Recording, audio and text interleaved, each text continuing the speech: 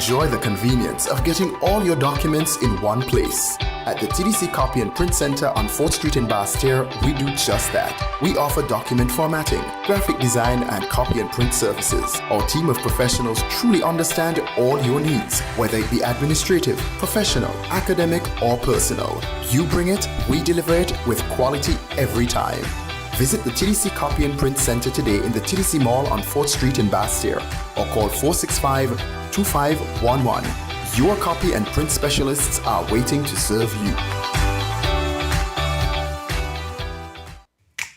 Maybe it's the way the brilliant gold liquid reflects our sunshine, or how the bright blue of its label mirrors the clear Caribbean skies overhead.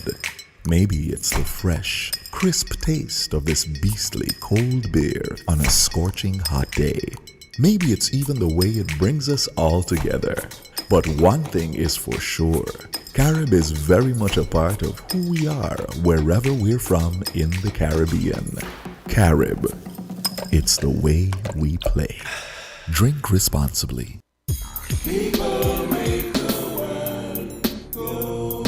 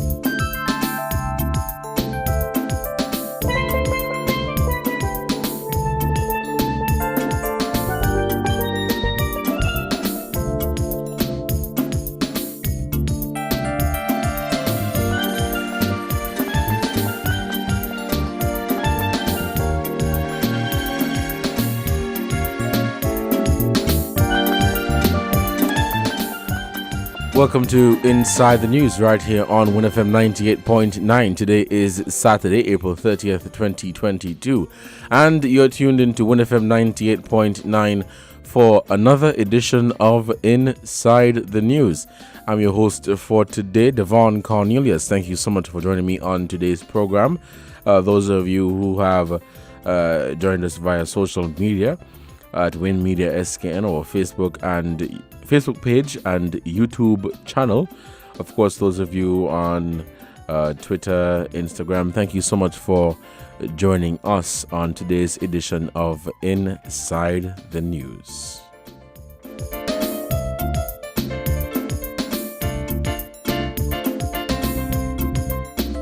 Of course, if you want to lend your contribution to today's program, you can do so at 466-0989 or 762-0989, and our WhatsApp number is 662-2204 662-2204.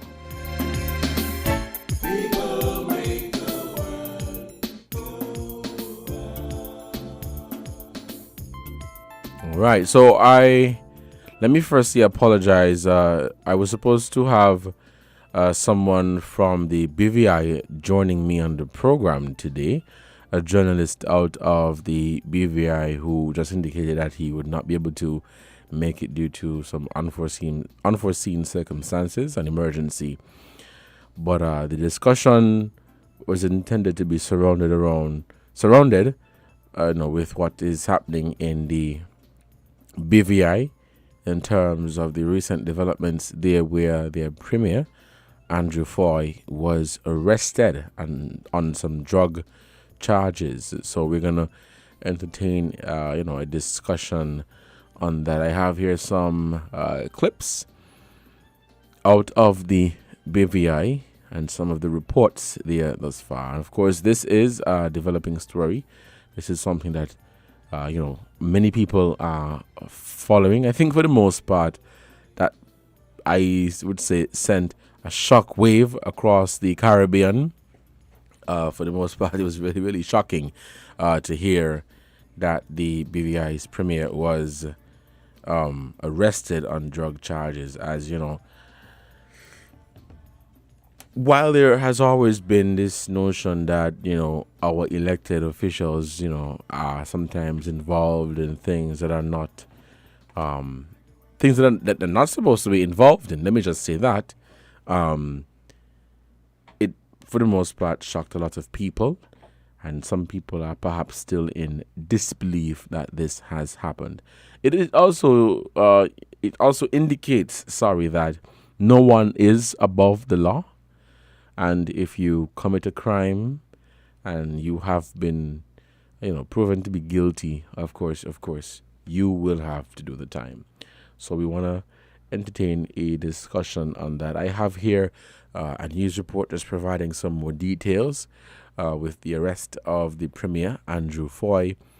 And there was a press conference held there featuring the Governor Ranking, and he was basically providing some updates on, what has been happening there in the BVI and what, steps they have taken in terms of suspending the government or suspending the constitution and basically appointing, I think it was an executive committee or a council to run the affairs of that territory for a certain period of time. So let's have this clip pulled up quickly.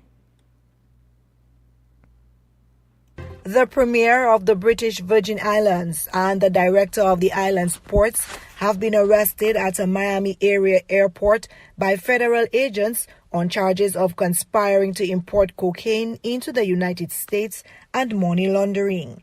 Andrew Foy, BVI's Premier, and Olivine Maynard, Manager Director of the Port Authority, were taken into custody by Drug Enforcement Administration agents at Miami Opa-locka Executive Airport. They were arrested after they met with undercover DEA agents posing as cocaine traffickers to check out an alleged shipment of $700,000 in cash on an airplane that they believed was destined for the British Virgin Islands. The DEA agents were posing as members of the Mexican Sinaloa cartel.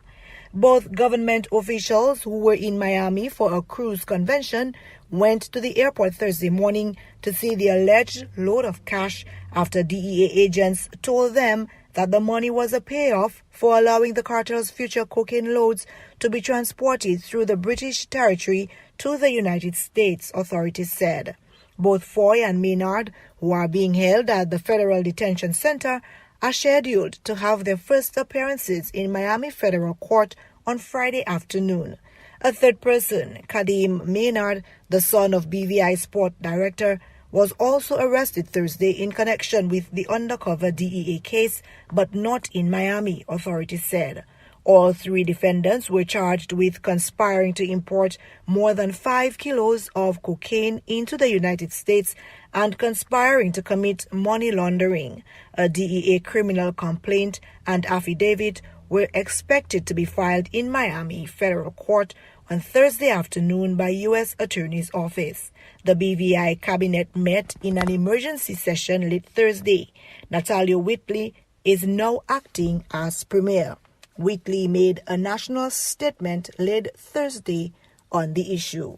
I nor the other ministers of government have spoken with Premier Foy or Mrs. Maynard. However, we call for them to be afforded due process in the U.S. courts of law.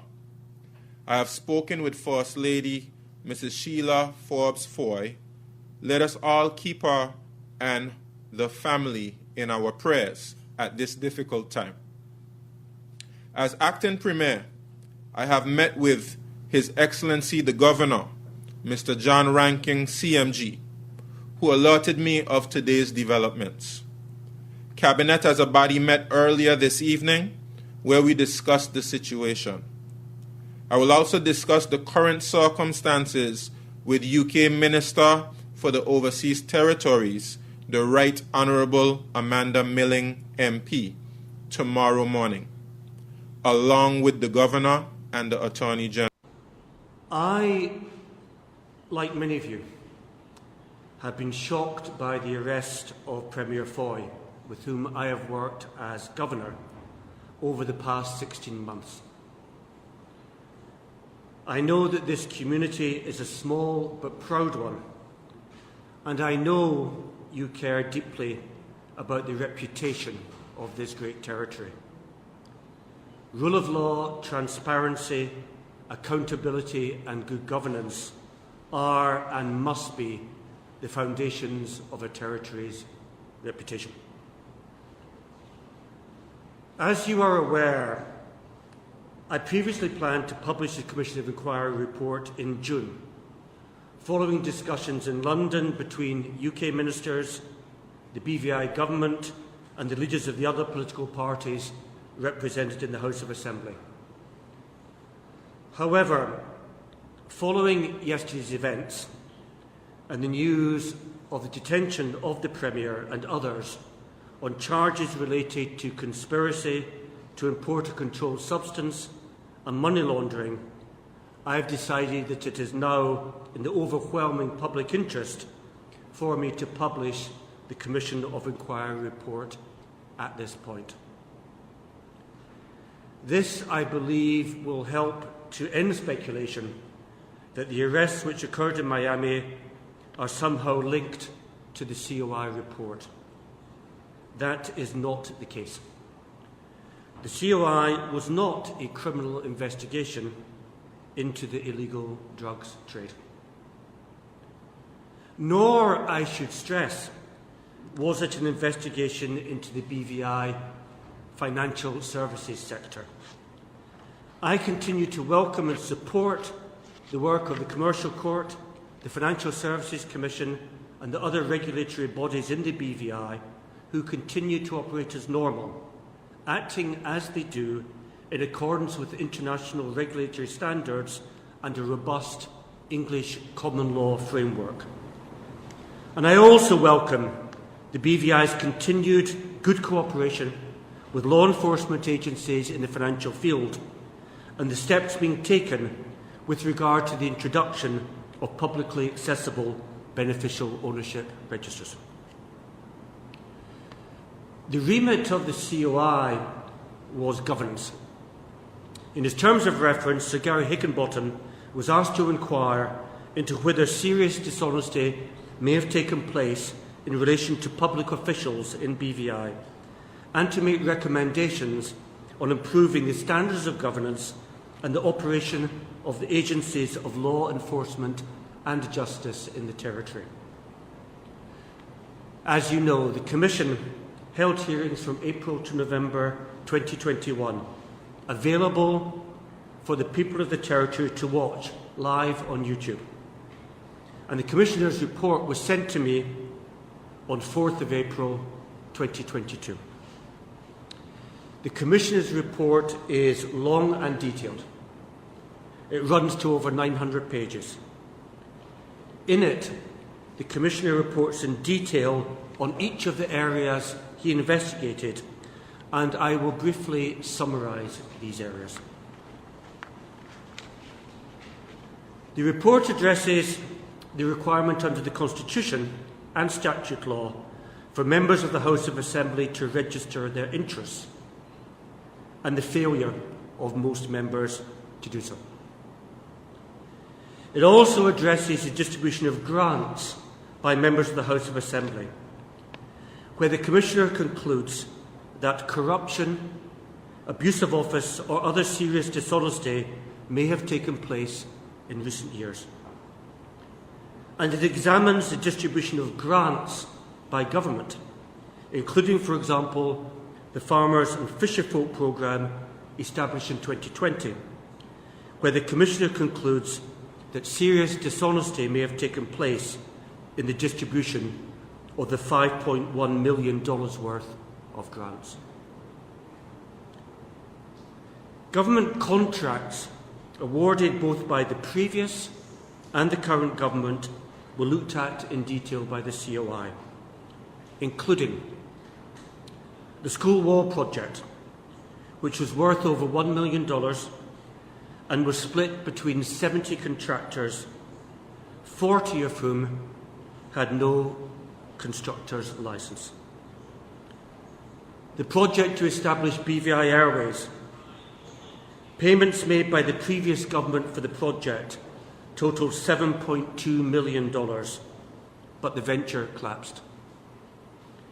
Spend on over $1 million from 2007 to 2011 on a harbour development project at Seacows Bay before it was abandoned with no public benefit. A series of contracts amounting to almost $1 million awarded to a former special advisor to Premier Foy. The contracts were not performed, and the Commission concludes on the evidence that some of them were, on their face, false. And deployment in 2020, on the instruction of the Premier, of shipping radar barges, done without the approval of either the National Security or Cabinet and without a written contract. The Commissioner also investigated appointments to statutory boards, and in particular the policy adopted by the incoming government in 2019 that the entire membership of statutory boards should be revoked and each board reconstituted. The Commissioner concludes that there was overt manipulation by the executive of institutions which are established by the legislature to perform public functions as independent bodies.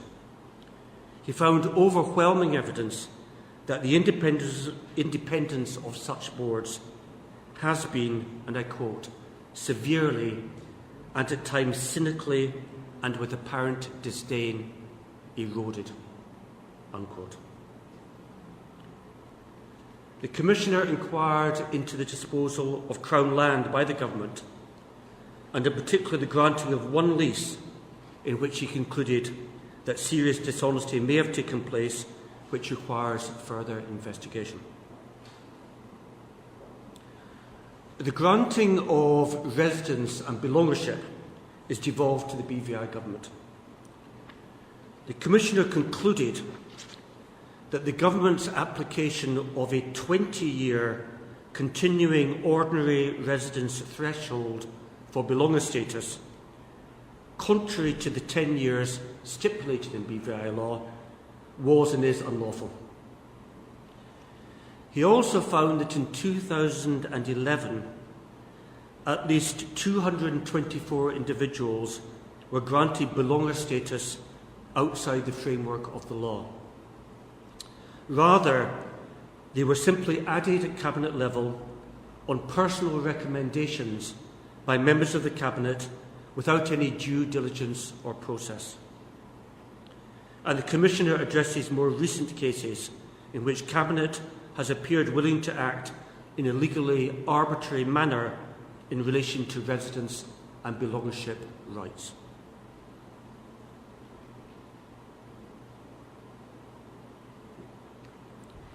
A central plank of the submissions put forward by the BVI Government to the COI was that any failings in good governance were primarily attributable to failings in the public service, their lack of policy planning and capability, and that the blame for this should lie at the door of governors and the Foreign Commonwealth and Development Office. I do not shirk my responsibilities for the public service, but in his report, the Commissioner found the submissions by the Government to be anything but compelling, noting that under the Constitution, it is the BVI Cabinet that is responsible for policy, and welcoming the steps taken by the Governor and the Deputy Governor to promote public service transformation. The Commissioner noted the challenges in policing and law enforcement in the Territory. Responsibility for the Virgin Islands Police Force rests with me.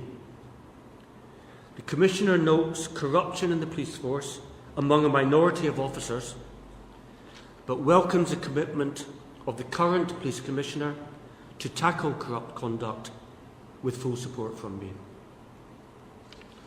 The inquiry did not conduct an in-depth investigation of HM Customs, but the report notes serious concerns expressed by a number of individuals about its operations. The Commissioner concludes that in both HM Customs and the Immigration Department, but particularly in Customs, there is an environment conducive to corruption. He recommends independent vetting of all Customs and Immigration officers, and that officers appointed by the Police Commissioner investigate possible corruption in Customs. We're different. We're 98.9. 98.9. Win FM. Buying your medication is easy with City Drugstore's curbside pickup. WhatsApp our certified pharmacist at 662-8769 with your requests.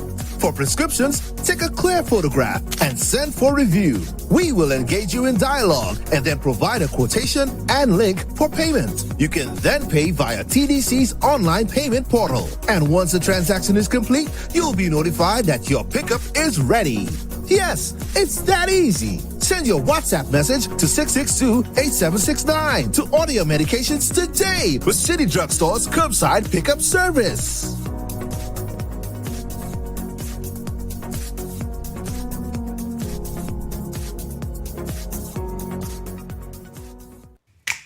Maybe it's the way the brilliant gold liquid reflects or sunshine, or how the bright blue of its label mirrors the clear Caribbean skies overhead. Maybe it's the fresh, crisp taste of this beastly cold beer on a scorching hot day. Maybe it's even the way it brings us all together. But one thing is for sure, Carib is very much a part of who we are wherever we're from in the Caribbean. Carib. It's the way we play. Drink responsibly. People make the world go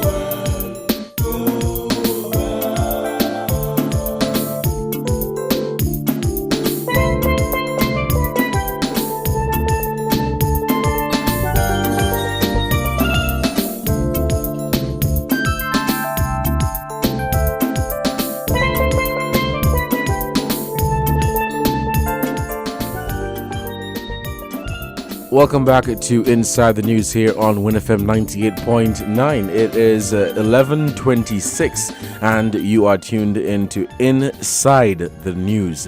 I'm your host for today, Devon Cornelius. Thank you so much for joining me on today's program. Of course, it is a pleasure to be here. To those of you who have joined us via social media, thank you so much for joining. Those at home and abroad, those in the diaspora, thank you so much for tuning into this edition of Inside the News. Of course, the conversation at hand is the developments in the BVI with its premier being arrested, along with the manager or the director of the port on some drug trafficking charges. Yes, the Ports Authority's boss. Shocking news has really sent shockwaves throughout the Caribbean, and cases of corruption really seem to be always in the news when it comes to Latin America and the Caribbean. And a number of high-profile cases or cases like these have really sent shockwaves throughout the Caribbean. So it says a damning picture has emerged from an affidavit outlining the undercover operation that led to Thursday's arrest of the BVI Premier Andrew Foy, his Ports Authority boss, whose name is Olivine Maynard, and her son, and they were arrested on drug trafficking and money laundering charges. Now, in that document obtained by Loop Caribbean, the three were recorded allegedly making self-incriminatory claims about their involvement in drug running and other illicit activities. The self-incriminating claims were made in conversations with an undercover U.S. agent and a confidential source, CS, posing as a member of the Mexican drug cartel, according to the court document. So perhaps they were, based on this information, they were in conversation with someone who they trusted, which was actually a U.S. undercover agent and a confidential source, CS. It says Foy and Maynard were arrested in Miami, and of course they were slapped with drug trafficking and money laundering charges, which has really embarrassed the island, which has been grappling with an image of wide-scale corruption. And of course, this has not, only embarrassed the BVI, but I would say the entire Caribbean. Now, Maynard's son, whose name is Kadim, was arrested outside the U.S., and under the scheme, promises were made to the confidential source to provide protection and safe passage for his shipment of drugs in return for large sums of cash. In one alleged conversation with the CS, Foy claimed that he had been involved in similar drug trafficking schemes. Quote, Foy explained that in the past he never got paid at the end of his involvement in schemes like this, end quote, according to the court document. During a conversation at a hotel in Miami on Wednesday, April 27, Foy opened the discussions with prayers and allegedly claimed that he had a friend who's involved in gun and drug trafficking and that the friend could assist in their illicit activity. It says here, quote, Foy asked the confidential source if he was still selling the kilos for $26,000 a piece like they had discussed previously. The CS affirmed that he was. The parties then began to discuss the money and its breakdown. The CS stated that the first shipment should arrive on the 7th of July and that the undercover officer would be on the island as his contact to manage the movement of the money. The confidential source explained that he would only return if things needed to be fixed. Foy then mentioned that he had a friend who managed a lot of things, including moving guns and cocaine. Foy said that he, meaning the friend, would handle this for him according to the document. Now, the probe started in October of 2021 after the Drug Enforcement Agency, confidential source, had several meetings on the island of Tortola in the BVI with a group of self-proclaimed Lebanese Hezbollah operatives who claimed they had business ties to South Florida and the Middle East, according to the court document. A confidential source requested the group's assistance to facilitate the use of Tortola as a temporary storage port for cocaine transported from Colombia via boat and destined for the U.S. and for the laundering of drug proceeds. The Lebanese group agreed to assist the confidential source by facilitating introductions to senior members of the BVI government who could offer protection to the confidential source's activities for payment, according to the court document. It says a member of the Lebanese group told the confidential source that he would approach the head of security for Andrew Foy and try to set up a meeting.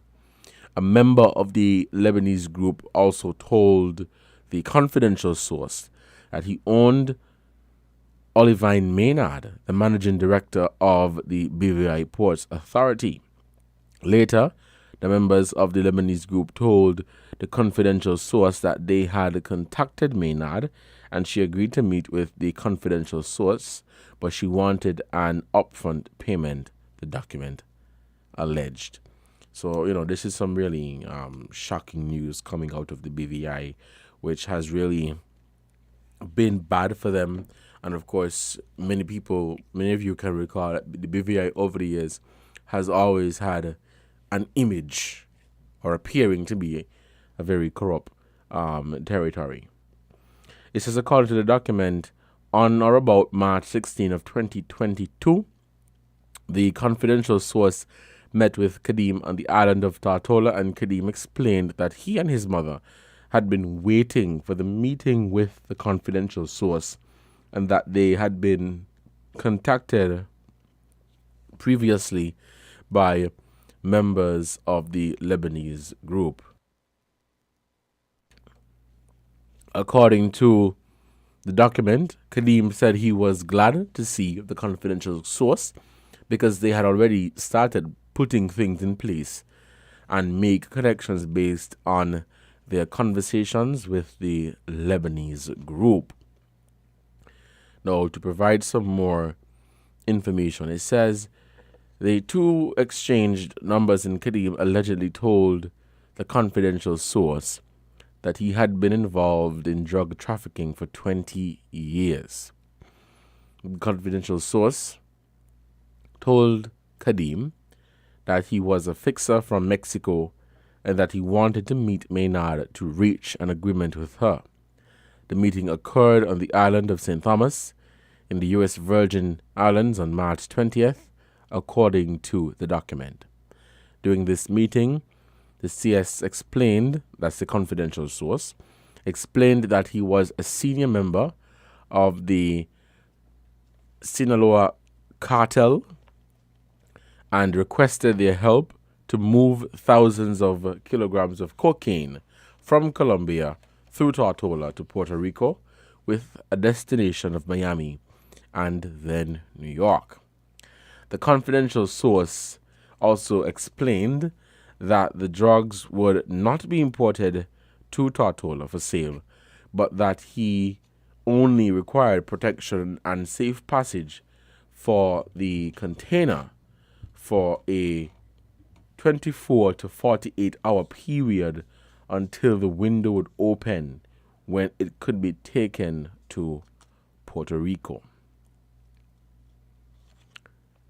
This, as I said, has really sent shockwaves throughout the Caribbean, and many people, of course, have been following regionally, looking to see what is going to happen. Again, this is a clear indication that no one is above the law, and if indeed that he is guilty of of what is being said in the media, then of course he should face all the charges if indeed he is guilty. Again, this is one of the reasons why you see people lose confidence in elected officials because, of course, you elect them to office to serve in the best interest of the country, and they get into that position, nice, comfortable chair, and all things go wrong. Things go where you never wanted them to go.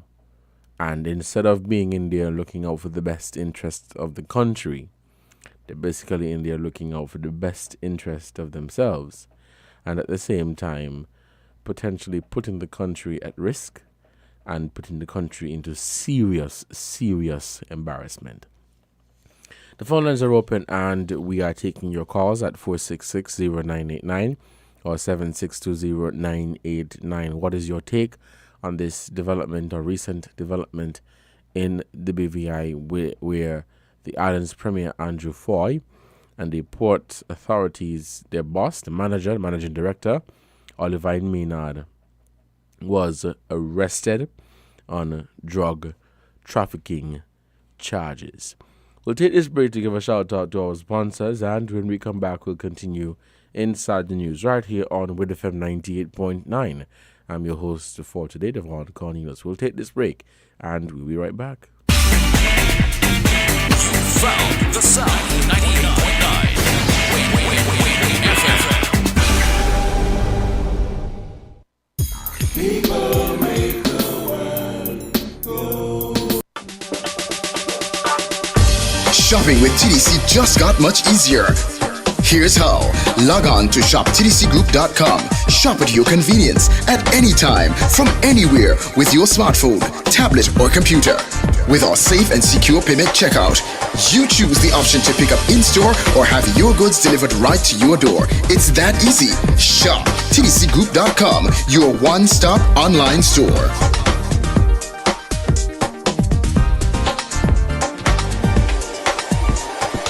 Shop anywhere, shop anytime, same quality you love.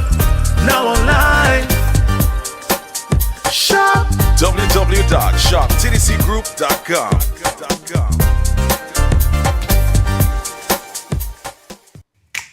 Maybe it's the way the brilliant gold liquid reflects our sunshine, or how the bright blue of its label mirrors the clear Caribbean skies overhead. Maybe it's the fresh, crisp taste of this beastly cold beer on a scorching hot day. Maybe it's even the way it brings us all together. But one thing is for sure, Carib is very much a part of who we are wherever we're from in the Caribbean. Carib, it's the way we play. Drink responsibly. People make the world go.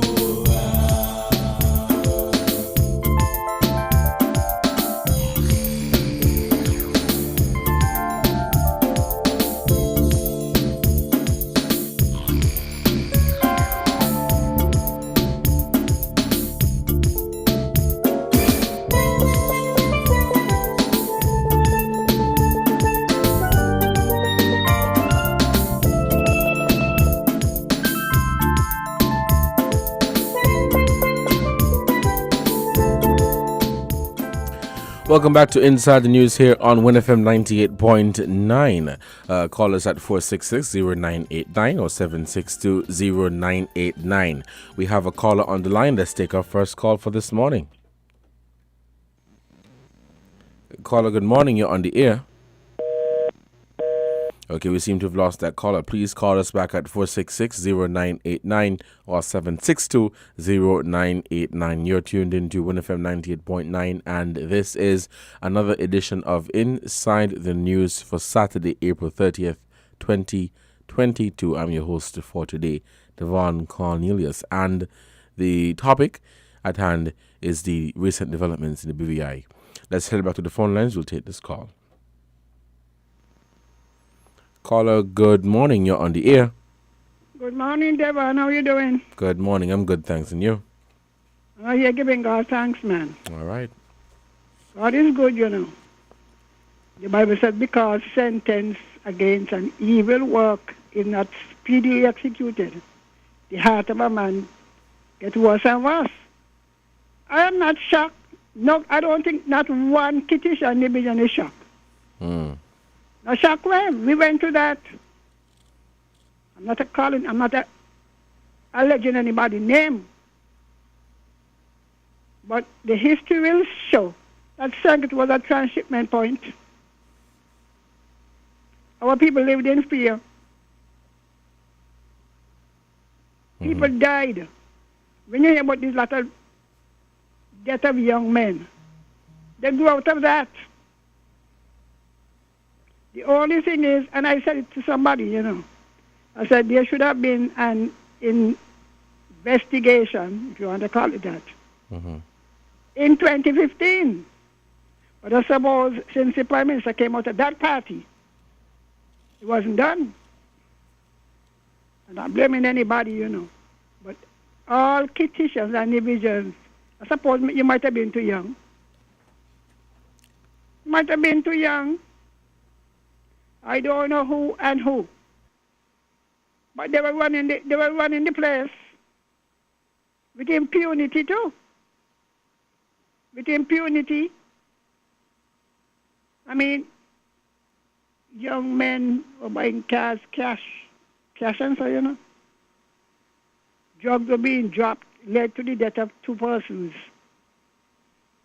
Blood on the land. So I am not surprised. And another thing again, because I keep saying it on the radio, a lot of our leaders get to licorice. You ever heard the word licorice? No, tell me. You never heard the word licorice? Somebody say you to licorice? No. You too greedy? You say you to licorice. They're naive. They're easily baited. Everybody they talk to, they think is their friend.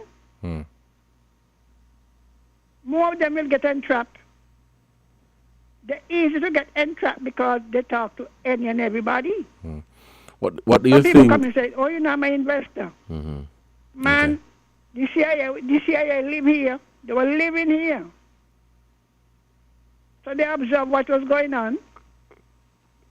That's why they extradited the people. But we lost a lot of people. So don't be frightened about anybody. Don't grudge anybody when you see them spreading out with the wealth. I mean, even our own custom, you see some little boy driving some hell of a cars. I used to read it on the radio a long time. A lot of people needed investigation, and as the thing said, similar things happen here. Land distribution, All right. the way they share out things, and the practice continues. When you hear, oh, this investor come and they get 300 acres. We have the only thing in the country. One big fence was there. The money gone and nothing do. All right. You know what I mean? So I don't think anybody in St. Kitts Nevis surprised. Our leaders must learn to be more honest and stop acting childish. You go out and somebody playing nice to you, as Johnny they say. the people, right? They're out if they intend to bring you down.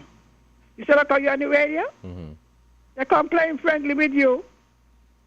They want, I like to hear on the radio, whatever, and then they start to push the agenda through you. We're too naive. All right. Well, thank you, caller, so much All right, for then. your contribution to this program. We're still taking your calls here on Inside the News on WINNFM 98.9. I'm your host for today, Devon Cornelius. It is 11:46. Of course, we break at 12 for the headline news, and when we come back, of course, we continue the conversation. Let's head back to the phone lines. We have a caller. Caller, good morning. You're on the air. Good morning. Greetings in Jesus' name, the only Savior of sinners from their sins and from hell. Number one, the evil in this drug thing isn't the Prime Minister being caught trafficking drugs. The Premier. The Premier caught trafficking. That's not really the evil in this matter. The evil in this matter is making drugs illegal in the first place, which goes against the Bible. And because you do this thing which goes against the Bible, making drugs illegal, that is what actually causing the increase in crimes, gang wars, turf wars and all of that sort of stuff. It's a similar thing you had in America during Prohibition when they made alcohol illegal. You had an uptick in crimes, gang wars, creation of not creation, but the further popularizing of the mob and all that sort of stuff. Because making these things illegal actually goes against the Bible. And when you go against the Bible, you're actually going down the wrong road of destruction and eventually to hell. All right. Having them legalized is the biblical way to go, and that is what cut down on the crimes and that sort of stuff. So and not only that, you see this drug war thing, it ain't really fighting against the drugs, and people are fooled that it's about fighting against drugs. No, it ain't fighting against drugs. It's America eliminating the competition because the CIA is one of the biggest drug pushers. It's a war on drugs. It ain't no war on drugs. All right. It's America eliminating their competition. Thank you. Well, thank you, caller, for your contribution to this program. It is 11:48, and we're still taking your calls here on WINNFM 98.9. Call us at 466-0989 or 762-0989. If I can read more of what the report says, it says you want it to be done legally. Somebody will come around. Maynard allegedly asked. The CS said he needed the paperwork. That is where I can assist, so we can process your paperwork so you can come into the territory for a couple of days and then move on. That is easy, Maynard allegedly said or replied. What we do is set up shell companies. The confidential source asked, and Kadeem allegedly informed that a kilo of cocaine is for $10,000. The confidential source explained that he could get the cocaine to Tortola for roughly $4,000, that it would sell for between $26,000 and $28,000 in Miami and up to $38,000 in New York. He offered Maynard and Kadeem a percentage of everything sold in the U.S. and asked how he could get the money back to them in the BVI. What we do is set up shell companies, Maynard allegedly responded. According to the document, Kadeem said a plan was already developed to deal with customs and that they had determined that they had to set up a business and a shipping agent, then they would be good to go. Maynard explained that she had already started looking into different licenses, adding, you have to legitimize what you're doing according to the document. Kadeem also allegedly asked for cocaine to sell for himself in the BVI. According to the court document, the parties discussed the need to meet with Foy and another BVI government official, identified as Government Official 1. It says, in describing Foy, Maynard said, I know the man. If he sees an opportunity, he will take it. I know the type of person he is, so I know he will take the opportunity. As for herself, Maynard said, if you come to me and I don't want to do it, I say, hey, I'm not interested. Or if I'm interested, I will say I'm interested, according to the court document. The three allegedly discussed a test run of 3,000 kilos of cocaine, the need for a license, and the need to involve Government Official 1 and Foy. Let's head back to the phone lines. We'll take this call. Caller, good morning. You are on the air. Yes, greetings, me Virgin. Yes, this Virgin who just speak here, right? The man is so correct. This, I bet if the man put banana milk for we all drink, right? Say it's a job. It's bad for us. If they put banana milk, Virgin, you come a problem thing. It's just because of them, if the man just never the coke, super milk, he wouldn't be all this money. It's a Babylon system thing, all and making money on station. The man with the chunking Bible now with the coke thing, to me, it makes no sense. You should use these jobs. The stuff where the category where the black it and they don't use, So everything that go to a flash process is job. Yes, sir, respect, bless you. You don't get so up, man. All right, thank you, Carter, for your contribution to this program. We have a few minutes left before we wrap up the first hour of Inside the News right here on WinFM 98.9. And I'm your host for today, Devon Cornelius. For those of you who are just joining us, we are on the topic of the recent developments in the BVI, where the Premier and the head of the port were arrested on drug trafficking and money laundering charges.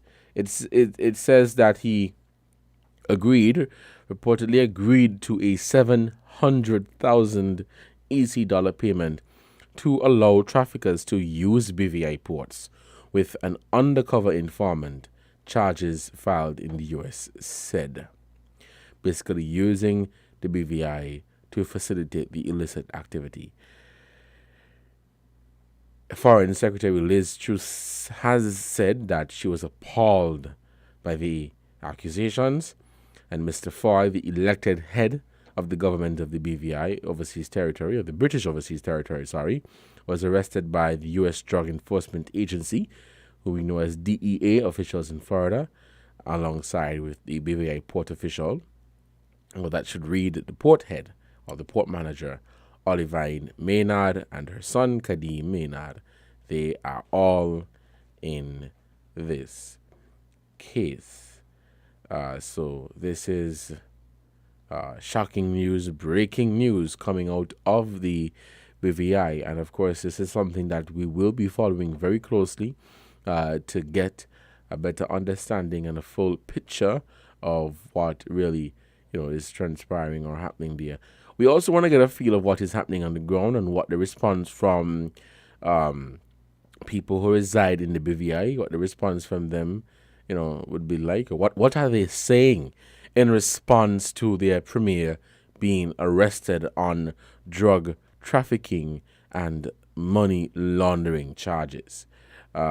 We are hoping to touch base with someone on the ground in the BVI, a journalist there. He was supposed to be in the program today, but due to some unforeseen circumstances, he was unable to make it. But in the near future, we're hoping to touch base with someone on the ground who can give us a detailed update of what is really happening there in the BVI. And, of course, as I said earlier, what the response is like.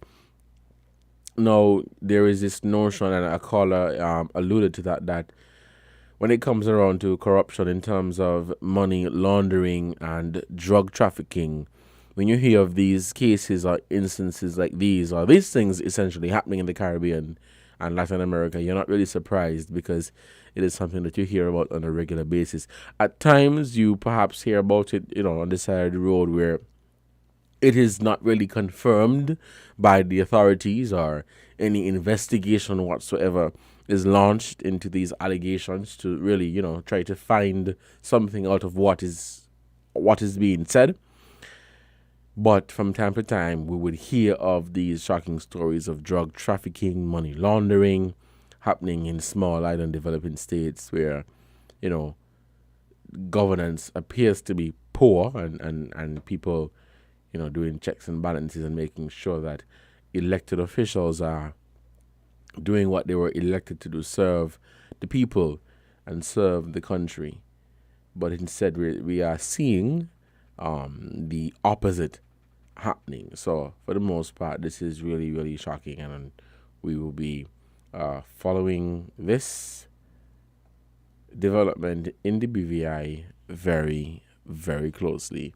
It's embarrassing, not just for the BVI, but definitely for the entire Caribbean region, because as it is now, many people will be looking at the Caribbean as a place of corruption and where one can come to do money laundering and drug trafficking and other criminal or illicit activities, when that in some countries perhaps may not be the case, but for the most part, this is how people perceive the Caribbean to be. Let's take this last call before we break at 12 for the headline news. Caller, good morning. You're on the air. Yes. I want you to ask the question in terms of the travel. You know, I don't know if you know, but you gotta take the boat from St. Thomas by the bayfront, and you go to Tortola. Once you're over there, they're seen almost like the same kind of country. Mm-hmm. Because I would suspect that the U.S. government might be using it as an effort to halt the movement. So ask the person about it, right? If they're still allowed to go to the USBI, mm-hmm. and what is, if any. And the measures that they're using, to me, I think they're too dramatic, man. They take back over the country, the British. And that is why our leaders, you know, they have got to accept the blame for some of it. We do a lot of things that we think is in our own interest, and so many other people get hurt because now what happened? Whenever you travel as a member or a citizen of the BVI, you are seen as a suspect. And the BVI has one of the largest offshore industry. You know that? I did not know. You didn't know that? Mm-mm. Yeah, man. They have more than Nevis. They and the Cayman at the top. And the British have been trying to shut them down. So this is a good thing. And then look at the action and the words. That's why we mustn't take these things lightly, you know. We must hold our people accountable, but often we don't know. It's only when they're caught we know. And they must accept the blame, because imagine you're going to go and for 2 years, no constitution, you have no rights. You actually have no rights.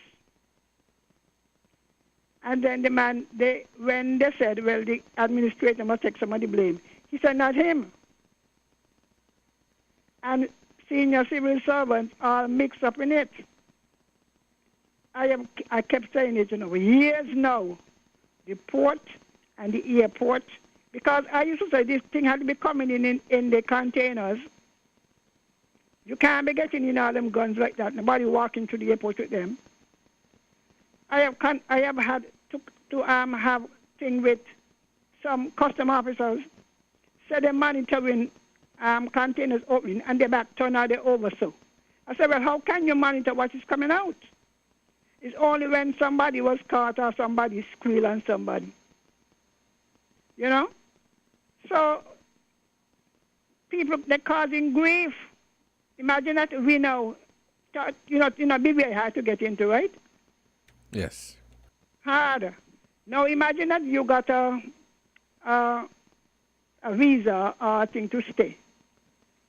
The gentleman is saying all those who got the 20-year one, it is illegal because they were only to get 10. So what happened? They're going to start to deport people? Good question.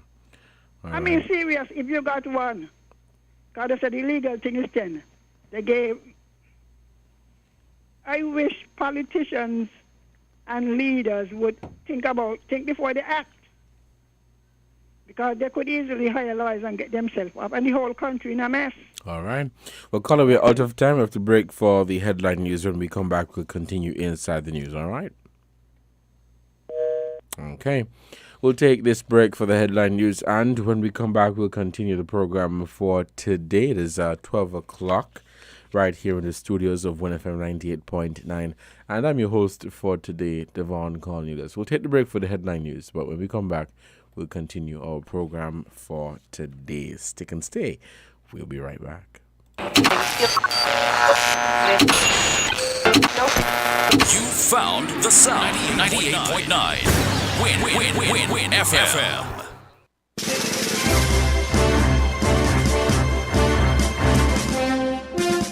We now bring you the headline news. The headline news is brought to you by Caribbean Alliance, The Grange, KDP Enterprises, Carib Brewery, and National Bank.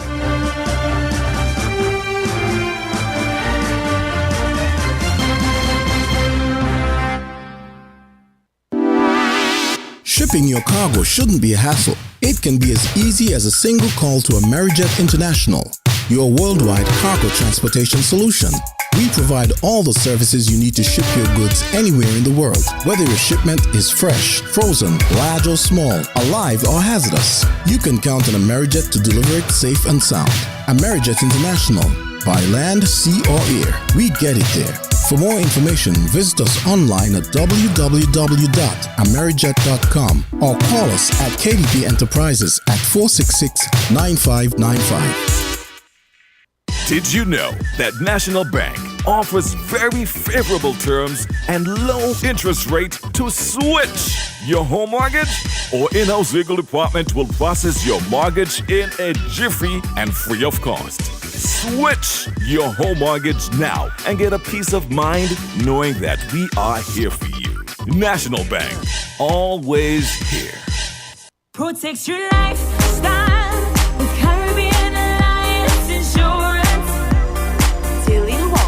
Reputation and service for second to none. Securing you is our mission. People that you can trust, your business, property, we got you covered. Motor or personal, whatever it is, we got you covered. 130 years in this business, we got you covered. For all your insurance needs, visit or call us at 465-2631 or 469-5303. Dealey Walwyn, people you can trust. Did you know that the Grange Healthcare Facility is the first purpose-built, non-governmental healthcare organization on St. Kitts? It's situated at Otley's, 7 miles east of Basseterre in beautifully landscaped surroundings. The Grange has a team of highly trained professionals and provides care that's rated as being comparable with UK and North American standards. The Grange offers varied accommodations to suit your individual needs, and our all-inclusive packages make the cost of care per hour the most competitive on the island. Services include convalescent care for all ages, daycare facilities for older adults, rehabilitation services, and training and continuing education for healthcare providers. For more information, call 466-5525 or 465-8020. Fax 466-8221 or email thegrangehealth@gmail.com or visit our website at www.grangehealthcarefacility.com. Maybe it's the way the brilliant gold liquid reflects our sunshine, or how the bright blue of its label mirrors the clear Caribbean skies overhead. Maybe it's the fresh, crisp taste of this beastly cold beer on a scorching hot day. Maybe it's even the way it brings us all together. But one thing is for sure, Carib is very much a part of who we are wherever we're from in the Caribbean. Carib, it's the way we play. Drink responsibly.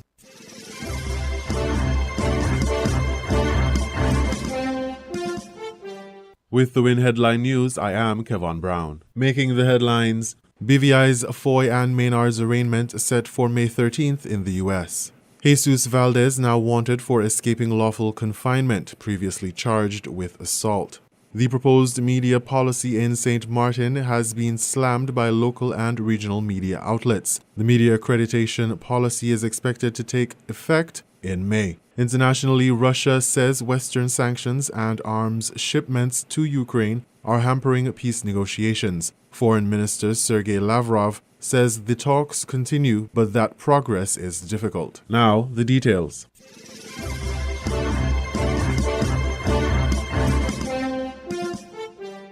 Premier Andrew Foy will have to wait until May 13th to have his arraignment read in court, according to a report from 284 Media in the British Virgin Islands. Foy, the finance minister, and the managing director of the BVI Ports Authority, Miss Oline Vine Maynard, has been detained in the U.S. on conspiracy to import more than 5 kilograms or 11 pounds of cocaine into the U.S. and conspiring to commit money laundering. The duo made an appearance in the United States District Court in the Southern District of Florida before Magistrate John Goodman Friday afternoon, April 29th. Reuters reported that Foy and Maynard were dressed in what appeared to be prison uniforms and appeared via Zoom in the court. The U.S. government has requested a pre-trial detention for Foy and Maynard set for Wednesday, May 4th. According to the BBC, Secretary of State for Foreign, Commonwealth and Development Affairs of the United Kingdom, Liz Truss, said the arrest demonstrated the importance of the commission leading the inquiry, whose report she expected to be published soon. The hearing coincided with the Commission of Inquiry report released on Friday, April 29th, which led to a 2-year suspension of the government and the state being entirely under the control of its Governor-General, John Rankin.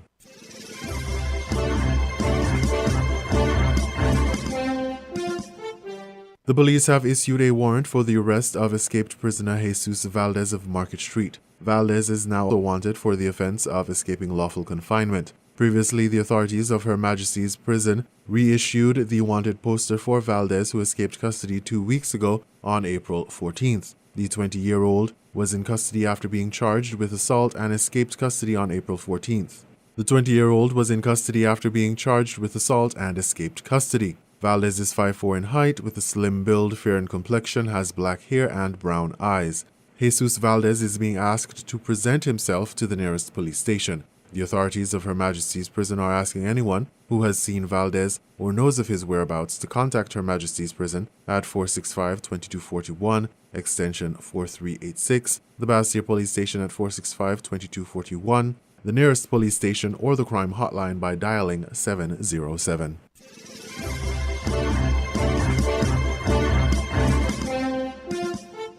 The proposed media policy in St. Martin has been slammed by local and regional media outlets. The media accreditation policy is expected to take effect in May. The Virgin Islands Consortium has that report.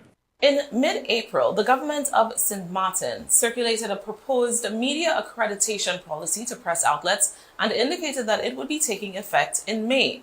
The proposed policy has since been widely criticized by local media workers who responded with a joint letter objecting to the policy and demanding a meeting with authorities within 5 weeks to discuss the issues.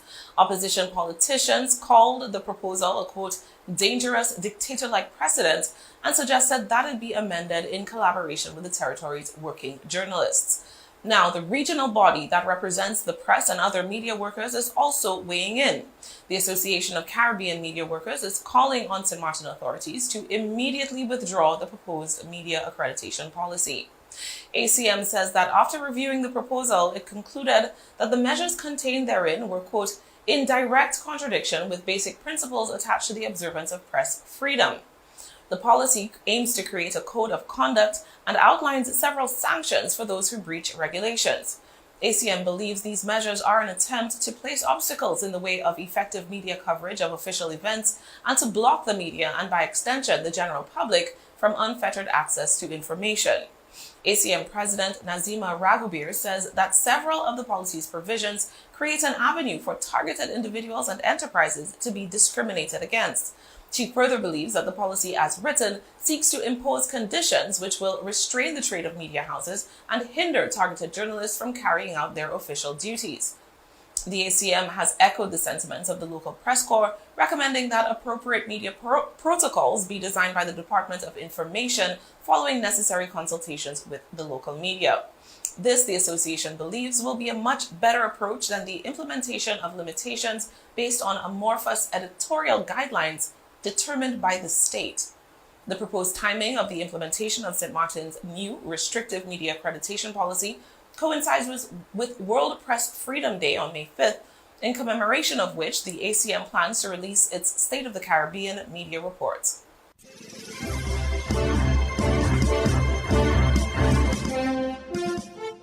We now bring you these international reports. On the road to Kharkiv, a line of cars full of people escaping the horrors of war, weighed down by their belongings and the memories of what they've lived through. Our house was burned this night. The house burned and all that was inside. We have no place to stay. It is scary. They're coming from the nearby village of Roskolozovo, which has been under Russian occupation for more than a month. Fierce battles saw Russian troops pushed back, and Ukraine's forces regain full control of the village. The basement was shaking from the explosions. We were screaming, we were crying, and we were praying to God. But they're arriving in Kharkiv, which itself has come under near daily bombardment since Russia's invasion began. It looks less like a city more like a collection of mangled buildings. Local fighters do what they can to protect their neighbours. When your city is being destroyed, when your close people are being killed, there is no other option but to defend them. But they say they feel helpless against Russia's fighting power, forced to stand by as missiles rain down. Ukrainians forced to escape the conflict are also arriving in Zaporizhia, seen as a gateway to Ukrainian territory from occupied areas in the south. We all have relatives abroad, in Russia as well. We used to love this country so much. It's very hard for me to speak about this, since it's as if a man attacked his own brother. This is very painful. Ukraine's president says he remains open to peace talks, but he's warned that negotiations are close to collapse because of Russia's continued aggression. He says Ukrainians are in the fight of their lives. When the Russians confirm something, such as a prisoner exchange, I don't believe in it. They confirm some kind of civil exchange and then something goes wrong. Once, twice, 3 times. The risks that negotiations will be cut off entirely are very high. The US accuses Russia's President Vladimir Putin of depravity in his invasion. But Russia's Foreign Minister Sergei Lavrov says the West is at fault, and that NATO countries are doing everything they can to prevent a ceasefire by sending weapons to Ukraine. Until a deal is reached, the fighting rages on. Alexia O'Brien, Al Jazeera.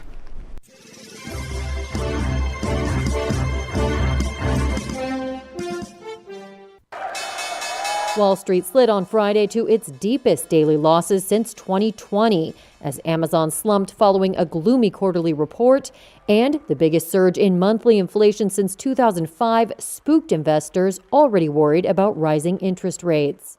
Amazon shares tumbled more than 14% in its steepest one-day drop since 2006, leaving the widely held stock near 2-year lows. Late on Thursday, the e-commerce giant delivered a disappointing quarter and outlook swamped by higher costs. Apple, the world's most valuable company, dropped 3.5% after its disappointing outlook overshadowed record quarterly profits. The S&P 500 logged its largest one-day decline since June 2020. The Nasdaq's decline was its largest since September 2020. Downbeat results and worries about aggressive monetary policy tightening by the Federal Reserve have hammered mega-cap technology and growth stocks this month. The Fed is set to meet next week, with traders betting on a 50 basis point rate hike to combat surging inflation.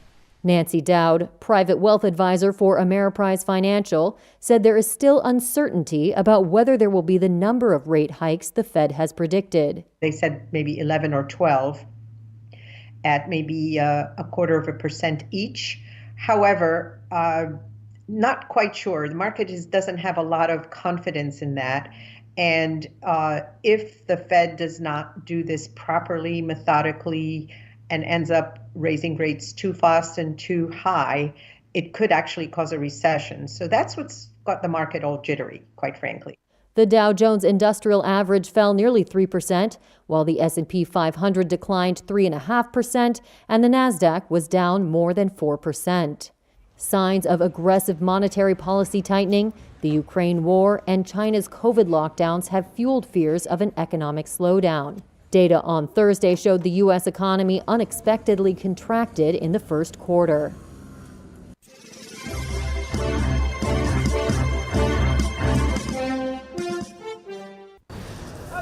Boris Becker arrived at court for sentencing wearing a tie in the Wimbledon colours. He'd won the championship 3 times, among 6 Grand Slam titles in a tennis career that had earned him more than $50 million. Now, bankrupt and convicted on charges of concealing his assets from investigators, Becker would listen as Judge Deborah Taylor sentenced him to 2.5 years in prison. He must serve half of it before becoming eligible for release. "I accept the humiliation you have felt," she told him, "but you have shown no humility." The sporting legend turned coach and commentator has led a colourful life with vast earnings fueling a famously lavish lifestyle and then paying for a famously expensive divorce. Seldom far from the tabloid headlines, Becker fathered a daughter after a casual encounter with Russian model and waitress Angela Ermakova at a London restaurant in 1999. By his own evidence, child maintenance payments and disastrous financial mismanagement contributed to bankruptcy in June 2017. The court found that Becker kept spending and used deceit to hide what was left, more than $3 million in cash and assets. At trial, the jury had heard in his defence that Becker had relied on insolvency lawyers, signing papers he hadn't read and failing to understand his responsibilities. The jury instead found his actions deliberate and dishonest. It's not the first time Becker has had a brush with the law. In 2002, he was handed a 2.5-year suspended sentence for tax evasion in his native Germany. Here, in the country he now calls home, Boris Becker is going to jail. Jonah Hull, Al Jazeera, Southwark Crown Court, London.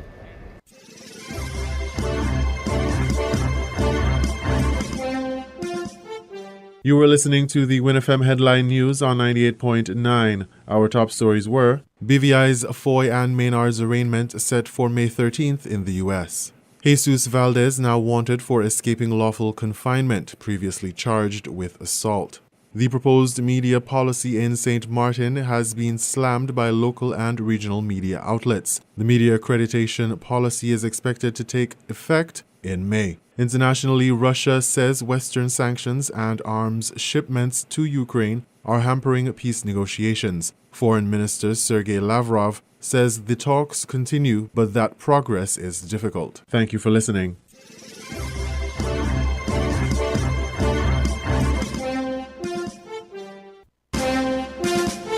That was the WINFM Headline News. The Headline News is brought to you by Caribbean Alliance, The Grange, KDP Enterprises, Carib Brewery, and National Bank.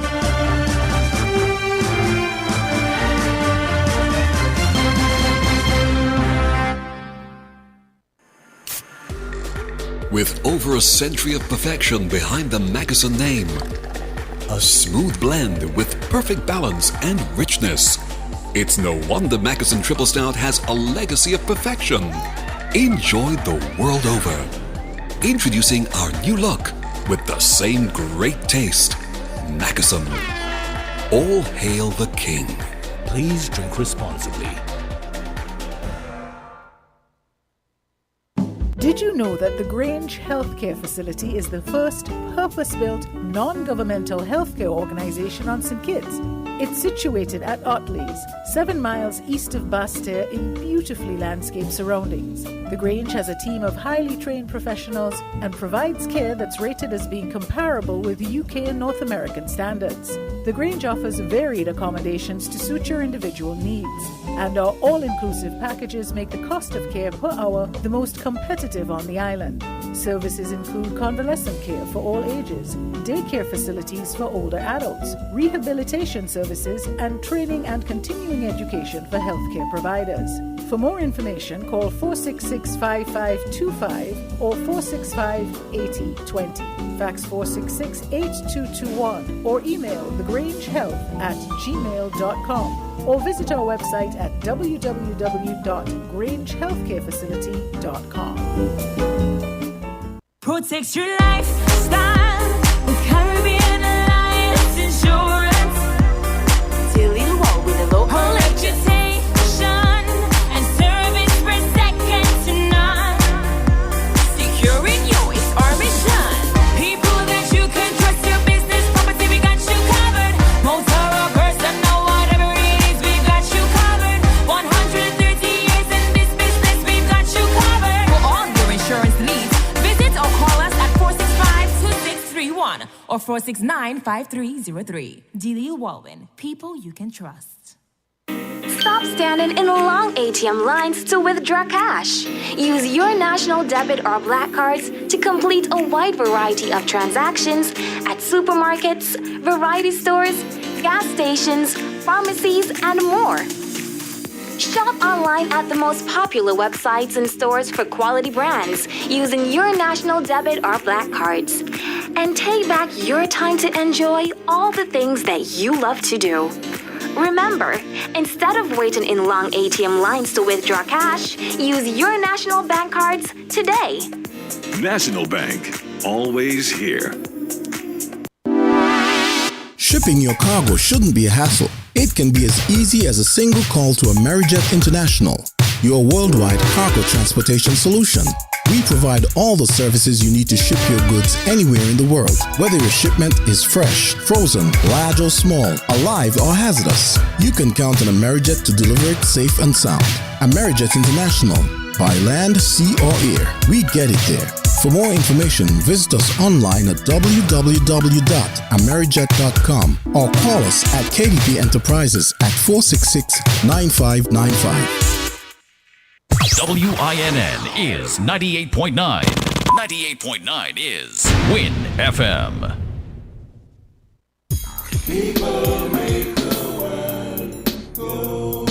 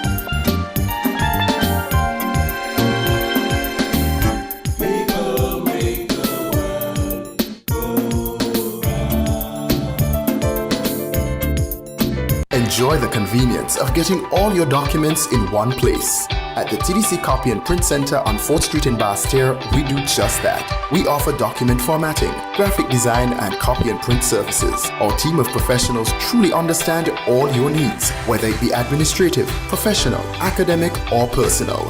You bring it, we deliver it with quality every time. Visit the TDC Copy and Print Center today in the TDC Mall on 4th Street in Basse-Terre or call 465-2511. Your copy and print specialists are waiting to serve you. Maybe it's the way the brilliant gold liquid reflects our sunshine, or how the bright blue of its label mirrors the clear Caribbean skies overhead. Maybe it's the fresh, crisp taste of this beastly cold beer on a scorching hot day. Maybe it's even the way it brings us all together. But one thing is for sure, Carib is very much a part of who we are wherever we're from in the Caribbean. Carib, it's the way we play. Drink responsibly. People make the world go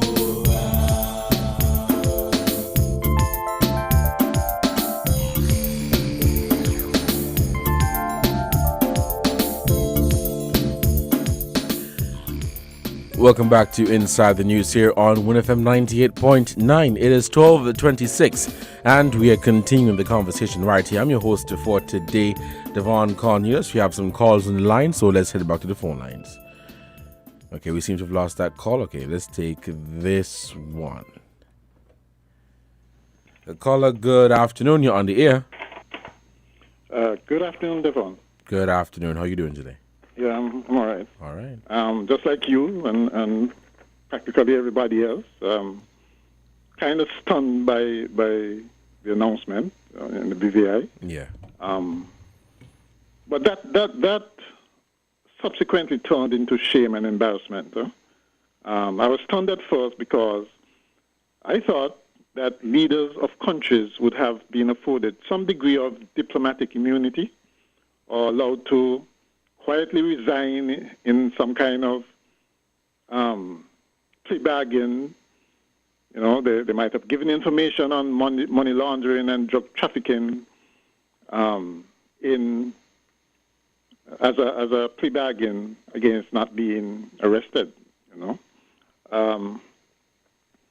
so if this can happen to the BVI leader, bet your life it can happen to any other leader in the Caribbean who is minded to do such. So it must make all of them nervous. The U.S. is famous for always getting their man, no matter what it takes or how long it takes.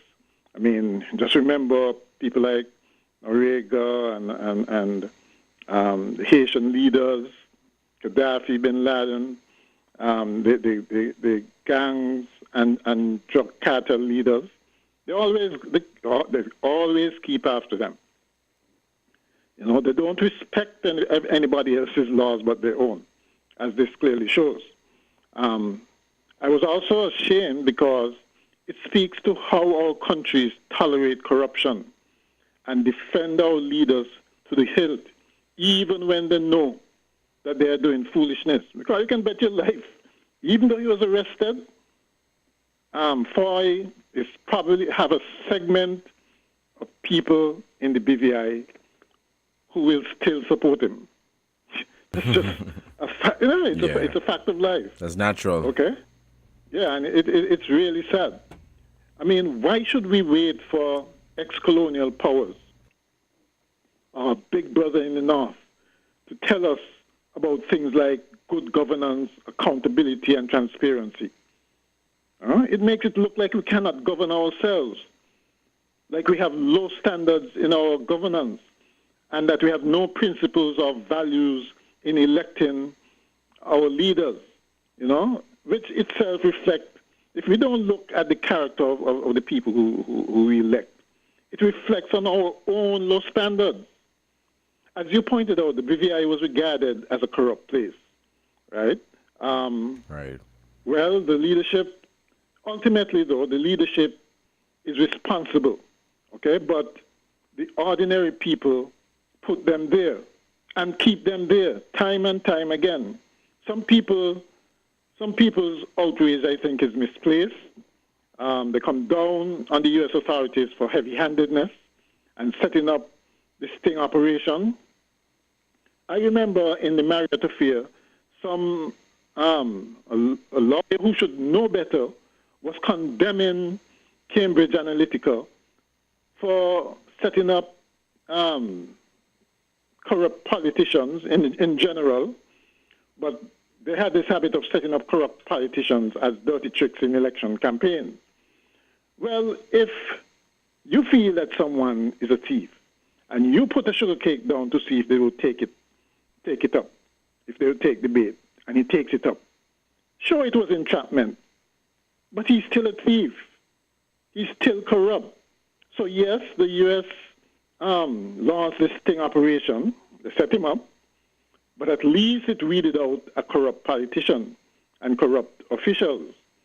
You know, it's very difficult to catch these leaders, these powerful leaders, in the act, you know, but when they are caught, they should be punished, not rewarded, you know. For I think in the Marriott affair, the politician was re-elected, and of course, if there's no consequences the first time, the wrongdoing will continue, right? You get away with it once, you think you can get away with it all the time. So it's shameful that our people do not exhibit better judgment when considering people for public office, because telling everybody public office is not for everybody, right? The glitz and the money and the power can corrupt you. You know the saying. So yes, ultimately, the leader who indulges in these acts are responsible for their own actions. But bet your life, if they are dishonest at that level, it does not steady. They filter it down to the general population and corrupt us as well. With the kind of quid pro quo, vote buying, cronyism, nepotism, and transactional politics. So much so that, it's almost have become institutionalized. The political patronage system, it's like everybody accepts it as the norm. It was not always like this. And when things like these are done and there are no consequences, it becomes part of the culture. And people who benefit from it become complicit and they become enablers. And so the corruption feeds the corrupted. Next thing we know, we no longer the democratic country where justice and laws, everything becomes corroded, right? When the report that you played, the Commission of Inquiry, when you're reading it, didn't it feel like it was an indictment of our society here as well? When they talk about things like manipulating board appointments, the cronyism, the nepotism, the lack of transparency, the World Justice Project actually ranked us almost dead last of 30 Latin American and Caribbean countries in the area of open government. The institutions that should be providing the checks and balances, like the Public Accounts Committee, the Integrity Commission, they don't do their work, or, well, maybe they are not given the tools to do their work. Well, they should come out and say so, right? The other areas of civil society are also silent. And so it makes it seem as if they are all compromised or complicit. But I'm hopeful that the fact that this has happened, and it's dramatic, yes, but it has happened, and hopefully it gives all of us, the politicians at the top, the leaders, come filtering right down to society, a cause for pause, cause for reflection about how we do things, and hopefully it changes things. Okay then. All right.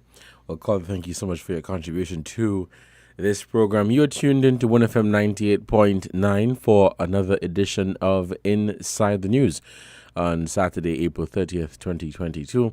I'm your host for today, Devon Cornelius. We have some more callers on the line, so let's head back to the phone lines. Caller, good morning. You're on the air. Good afternoon, sorry. Good afternoon, sorry. Devon. Hello? Yes, go ahead, caller, yes. Yeah, let me touch on something that your last caller mentioned. He says that the U.S. always get the man. Well, who is going to get the U.S.? Devon, who is going to get the U.S.? You see, he says that the U.S. laws are there to protect the U.S., and they always get the man. Now, let us look at what the U.S. and Europe is doing. And where are the human rights and the international bodies where the continent of Africa is being robbed by them on a daily basis? And who is getting them? Who is going to take them to The Hague? He mentioned Gaddafi. Do you know, or do we know, that they use our own to get Gaddafi, all because Gaddafi wanted to unite the continent of Africa with the gold currency that would have crippled the US dollar and the euro, and they use our own in Obama to get Gaddafi. Who is going to get them, Devon, with their laws and their agenda? We are more than them. I am referring to the African continent. We are more than them. Why are we allowing the minority to govern the majority? We need to get rid of it, and it plays down into our local politics here today, Devon. Now let us look at what is happening in the UK, where the UK have reached out to President of Rwanda to send refugees to Rwanda. Here we go again. Another 1884 when they cut up our continent to exploit it. Now they're going to come into our homes again because it's a done deal where the president of Rwanda have already accepted this sickness of allowing these creatures back into our homes to continue to exploit us. And it's not just the UK alone. Devon, if you are in the nose and you know what is happening, you cannot stay silent. Denmark has also reached out to the president of Rwanda to accept European refugees to come back into our space, while Africans in Eastern Europe are placed in concentration camps after this war. You see how sick we are, Devon? We sympathize with Ukraine, and the cry went out for Ukraine from all of us. But who are crying for what is happening in Sudan? When the French is behind so many of our people being slaughtered on the continent, but our people crying out for Ukraine. When Vladimir Putin himself has asked this question to the American journalist, what is a few Ukrainian deaths compared to the Africans that have been slaughtered? And he said to that American journalist, isn't you the pot calling the kettle black? Devon, we need to wake up. Russia been helping the African continent, and 200 Nigerian students rushed to the embassy in Ukraine, volunteered themselves to go and fight against Russia. You see how we don't know our story and our history? Now, your last caller again said that the U.S. always gets its men. Well, who is going to get them? We need to so much look to ourselves and create our own narrative in every way that would govern us as a people. We so need to get out of this misery, this ghost spell that they have placed upon us, Devon. Now, I'm not being hard on my people. You know why? I was in that space too, but I am awakened. Because, Devon, if you know your story, if you know our history, it goes along with theirs.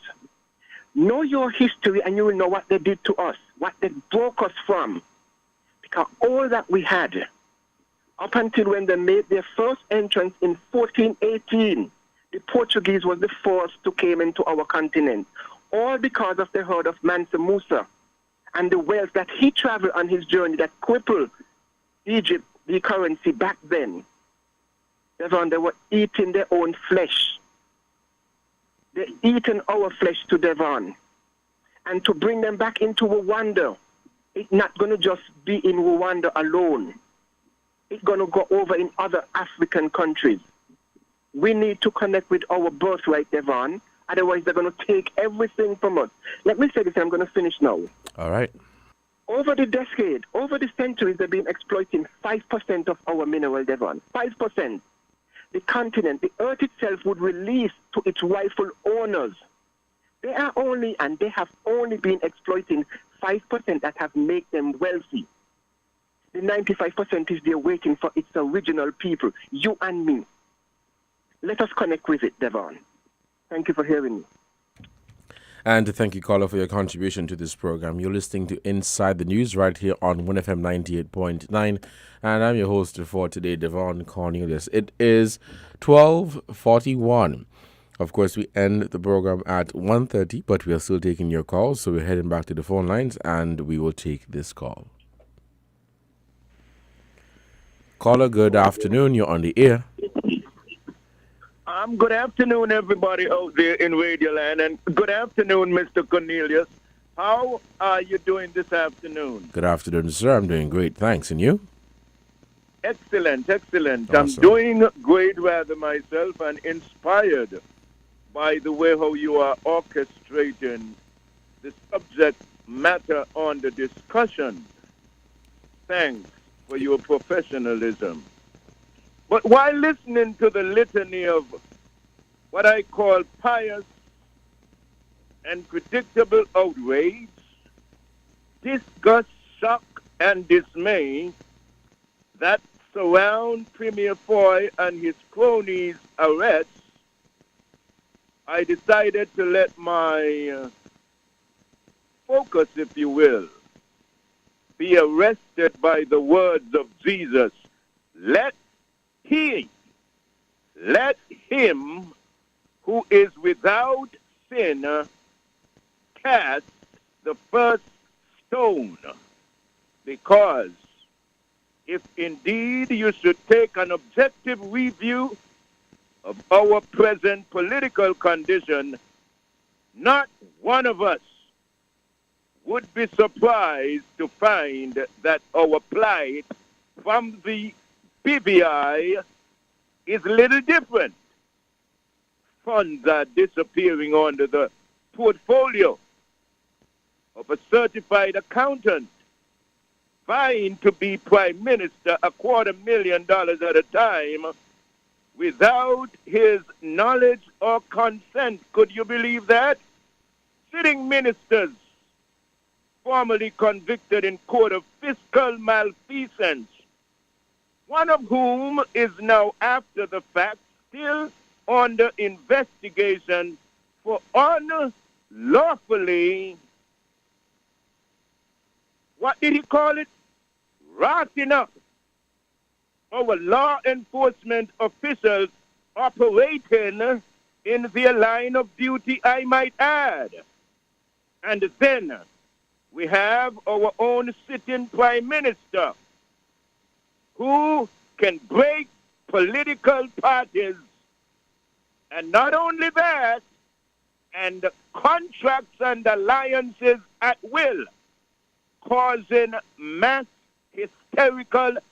hysteria and national imbalance, if you will. No wonder that one insightful soul opined that our sitting government can be defined as a bunch of unconvicted convicts who are just begging to get caught.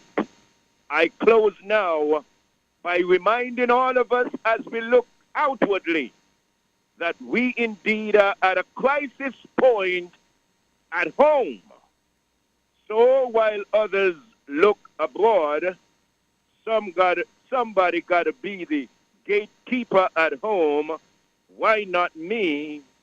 My gaze will remain firmly focused at home with the sole aim of validating the African proverb which states succinctly that if every man sweeps in front of his own hut overnight, the village will be clean.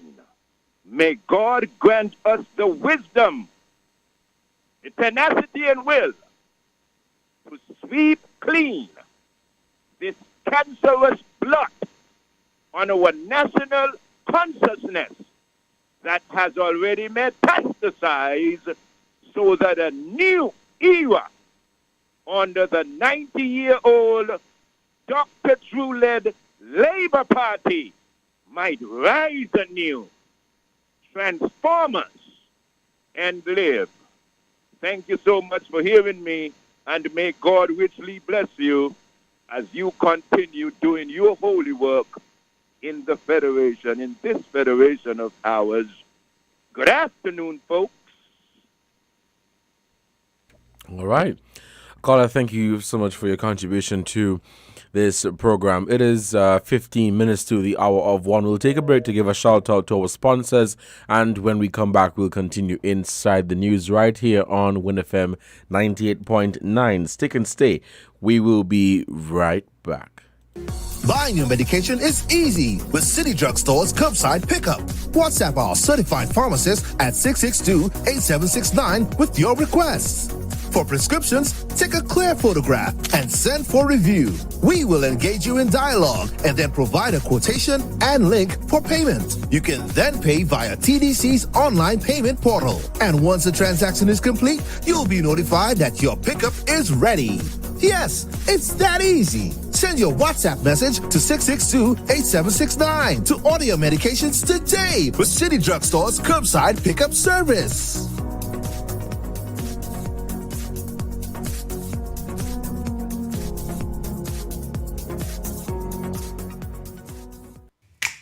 Maybe it's the way the brilliant gold liquid reflects our sunshine, or how the bright blue of its label mirrors the clear Caribbean skies overhead.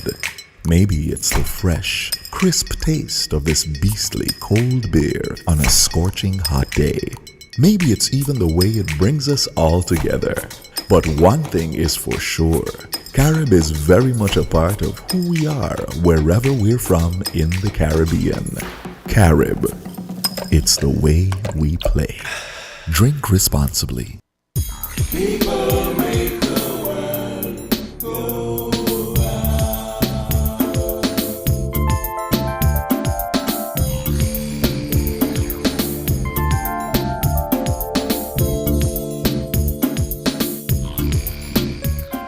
Welcome back to Inside the News here on WINNFM 98.9. We have some more calls coming in, so we're heading back to the phone lines.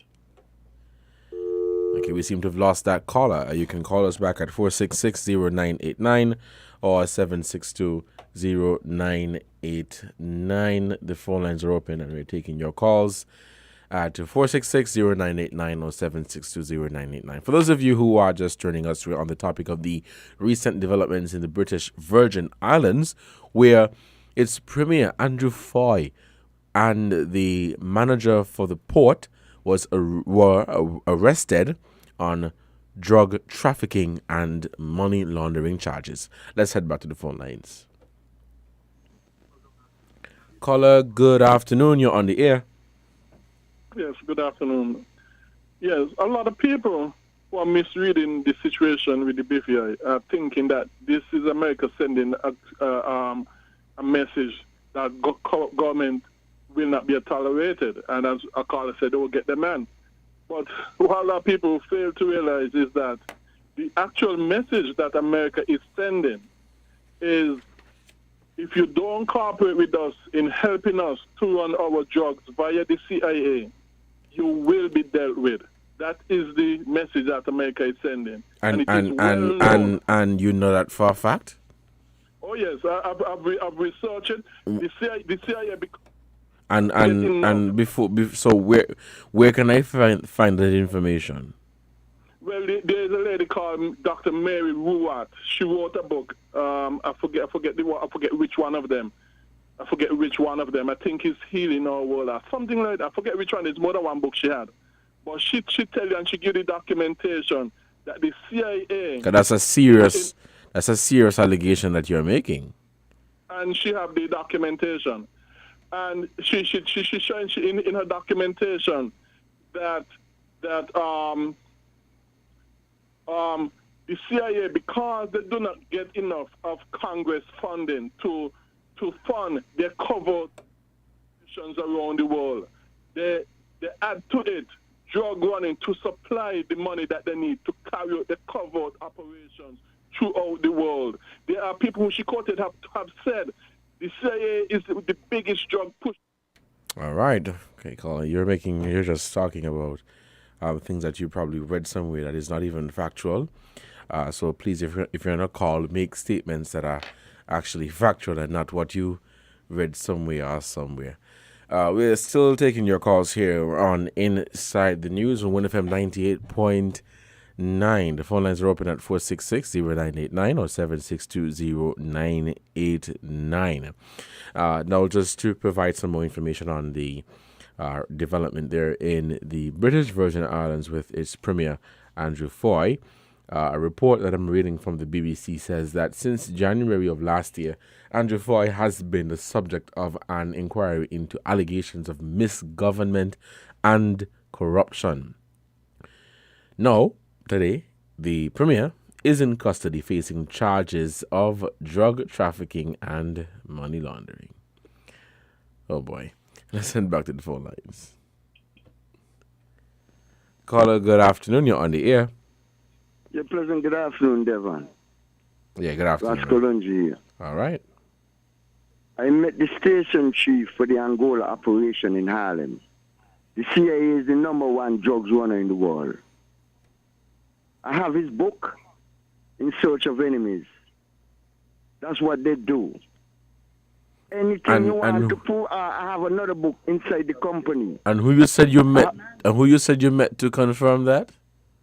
John Stockwell, the station chief of operations in Angola, when the United States was supplying Savimbi and Roland Roberto with weapons to destabilize Southern Africa. These things are documented. You could log on the war in Angola on YouTube, and you will see it for yourself. These things are facts. They're in the public domain. There's a lot of CIA officers who come out and write books. You understand? Because they just couldn't stand it anymore. These things that, I know you're young, but you could go on YouTube and find these things. You don't have to take it from me. Just type in John Stockwell on YouTube or the war in Angola that the United States financed after they came out of Vietnam when they was defeated. These things are there. All right. In the Iran-Contra hearings, with Oliver North, they was taking guns down to Nicaragua and bringing back up cocaine to put in the black community in the United States, in Los Angeles in particular. Even within the United States, when the Black Panther in the 1960s, when black people was, on the rise and asserting themselves to take responsibility, the FBI and the mafia worked together to put drugs in the black community, to strive for the upward mobility of the black people. These things are documented. The Freedom of Information Act show you all these things. The FBI, what his name? I can't remember his name. They collaborated with the mafia to put drugs in the black community in the United States. These things are realities.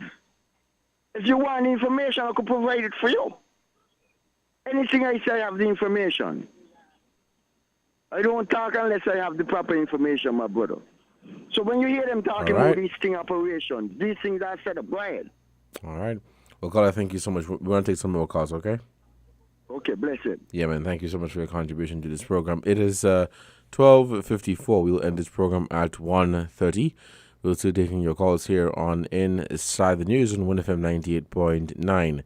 For those of you who have just joined us, we're on the topic of the recent developments in the British Virgin Islands, where its Premier Andrew Foy and manager of the port there, Olivine Maynard, and her son, Kadeem Maynard, have been arrested on money laundering and drug trafficking charges. And we're getting reports out of the BVI. The latest report that we have with what's happening there is that Foy and Maynard, their arraignment is set for May 13.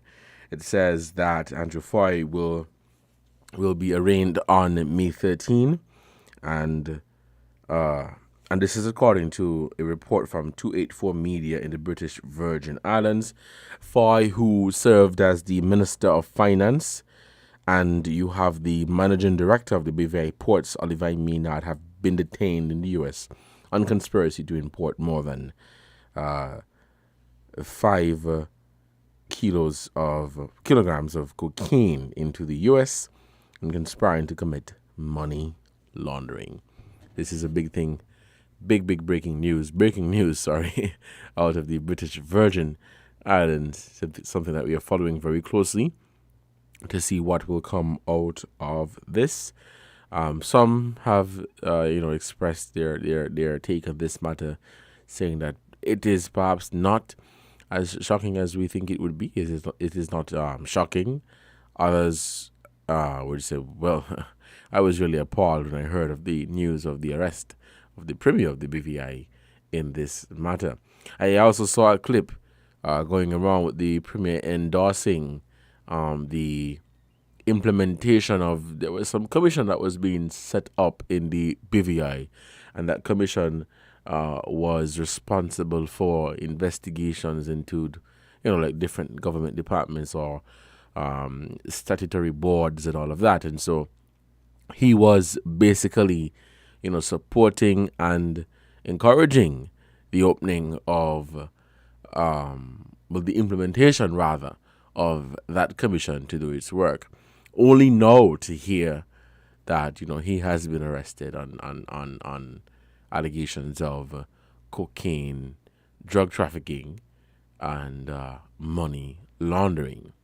And so I think not just for people who reside in the BVI, people who are, from the BVI, but generally across the Caribbean, people are appalled at this. And it is something that many people will be watching and following closely, trying to, see where it will go. Let's head back to the phone lines. We have a caller. Caller, good afternoon. You're on the air. Very, very briefly again, very, very briefly.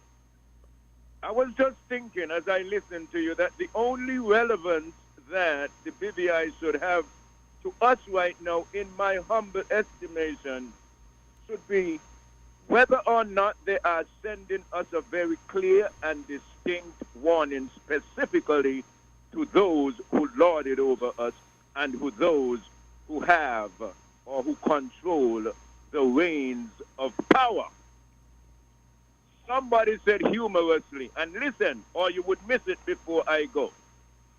They said, when I die, I want to die peacefully like my granddad, not like the passengers screaming in the back of his bus. Did you catch it? His granddad was asleep at the wheel. Those people back there were panicking. Now I'm going to ask you a question. Are we going to be victims? Or are we going to be the supreme activists for our own survival? My prayer again before leaving is that, as the Bible says, we might determine once and for all to be doers of the word and not hearers only, because by God we are trying our best to teach, secure in the knowledge that God never destroys a nation or a people without first sending them a dire warning. In that respect, Mr. Cornelius, you're the mouthpiece of God. Keep on teaching, as do some of you out there who calling on a regular basis to save this island of ours from the fate of the PVI and eventual catastrophe. Good afternoon, folks.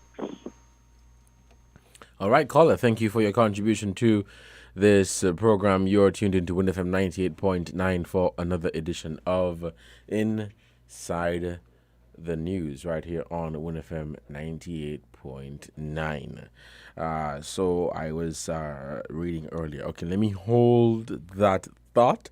We have a caller on the line. Let's take this call. Caller, good afternoon. You're on the air.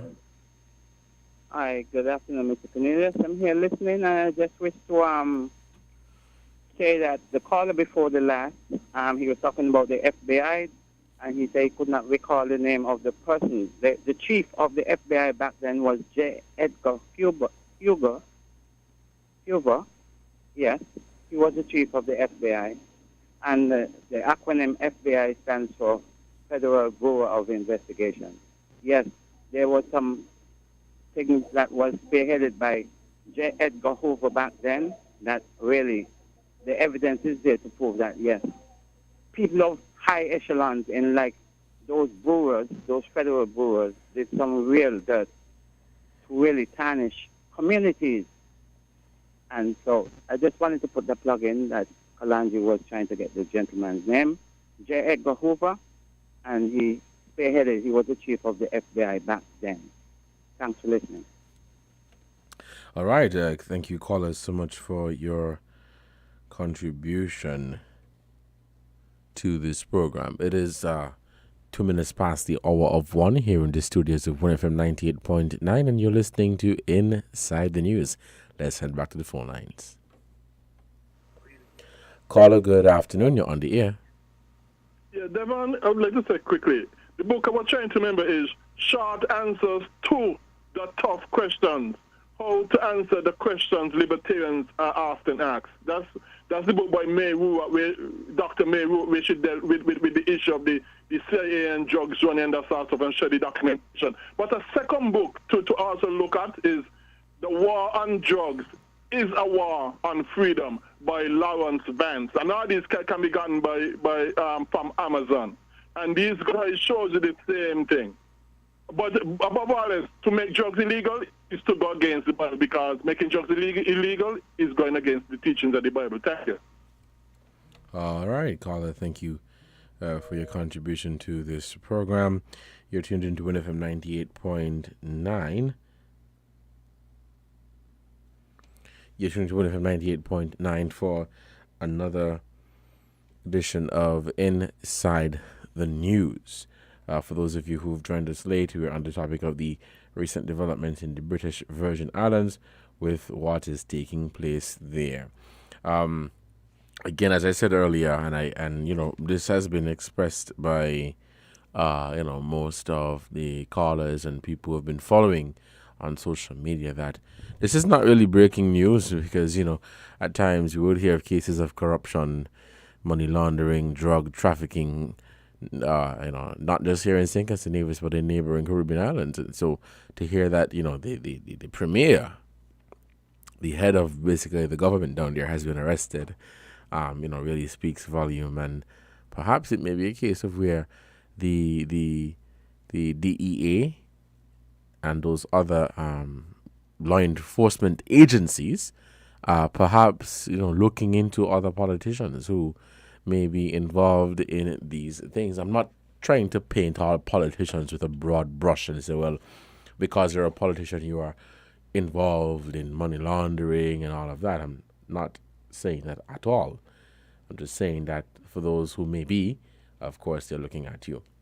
Now, the BBC report went on to say that after being informed by the U.S. government of the arrests of Foy and Maynard, Truss held talks with Mr. Rankin. Truss is the foreign secretary, and she held talks with Mr. Rankin, the governor, who was due to hold an emergency meeting of the territory's cabinet on Thursday. She said, quote, "This afternoon, the Premier of the British Virgin Islands, Andrew Foy, was arrested in the United States on charges related to drugs trafficking and money laundering. I am appalled by these serious allegations. In January of 2021, an independent inquiry into corruption on the islands was launched amid long-standing allegations of state corruption. In a statement, Rankin confirmed the arrest was not related to the ongoing inquiry. He declined to comment further, but added, to avoid unnecessary speculation, I intend to move ahead urgently on publication of the inquiry report so the people of the BVI can see its contents and its recommendations in the areas it addresses. The BVI's Deputy Premier, Natalio Whitley, will remain acting Premier of the territory, Mr. Rankin said.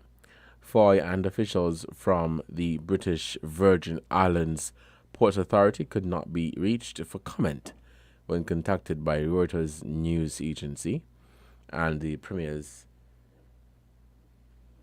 office did not immediately respond to requests for more information. Breaking news, shocking news coming out of the BVI, and some people have said, boy, this is really, appalling for some.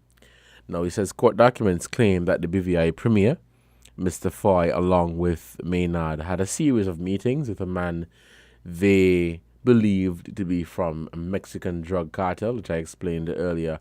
So the person was posing as a Mexican drug cartel. Well, really and truly, they were an undercover officer. Ms. Maynard is reported to have said that she could assist with paperwork and to have described Foy as a little crook sometimes. So basically, using her position as the manager of the port, to entertain or to facilitate the shipment and movement of illegal drugs in and out of the BVI. And how many cases of these have we heard of in other Caribbean islands where people would use their position to facilitate illegal and criminal activities? Really, really shocking. Even right here in St. Kitts and Nevis, we've heard of so many investigations that have been launched, and whenever you try to seek an update on these investigations, there is never a straightforward answer as to where we are with these investigations and what is really going on. So when you really look at it, the Caribbean being accused, or the small islands in the Caribbean being accused of money laundering and drug trafficking, of course, across the board, it would be believed by many people, because we've heard of many instances. There's some people who would have hard evidence, people who know for a fact that these things are happening. But I guess because of, the seriousness of it, and nobody really want to end up in I don't even know how to describe that situation, but for protecting themselves and perhaps protecting their families, they remain quiet and just let these things go, like it never actually happened. But this is a big thing, and we're hoping that, if it is a case where they are guilty, that they will be tried. Because you see, bet your last dollar, if it was a small man like me and you, boy, we definitely would have been in problems here. But it speaks volume, I would say. It speaks volume that no one, absolutely no one, is above the law. Whether you are the premier, minister in government, prime minister, an ordinary man, no one is above the law. We'll take a break to give a shout out to our sponsors, and when we come back, we'll continue inside the news only on WINNFM 98.9. Let's take this break and we'll be right back. Shopping with TDC just got much easier. Here's how. Log on to shoptdcgroup.com. Shop at your convenience at any time, from anywhere, with your smartphone, tablet, or computer. With our safe and secure payment checkout, you choose the option to pick up in-store or have your goods delivered right to your door. It's that easy. Shop tdcgroup.com, your one-stop online store.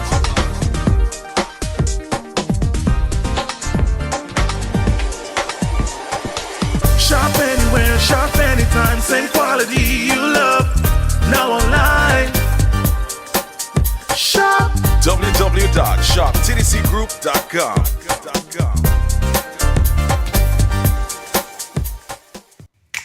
Maybe it's the way the brilliant gold liquid reflects our sunshine, or how the bright blue of its label mirrors the clear Caribbean skies overhead. Maybe it's the fresh, crisp taste of this beastly cold beer on a scorching hot day. Maybe it's even the way it brings us all together. But one thing is for sure, Carib is very much a part of who we are wherever we're from in the Caribbean. Carib, it's the way we play. Drink responsibly. people make the world go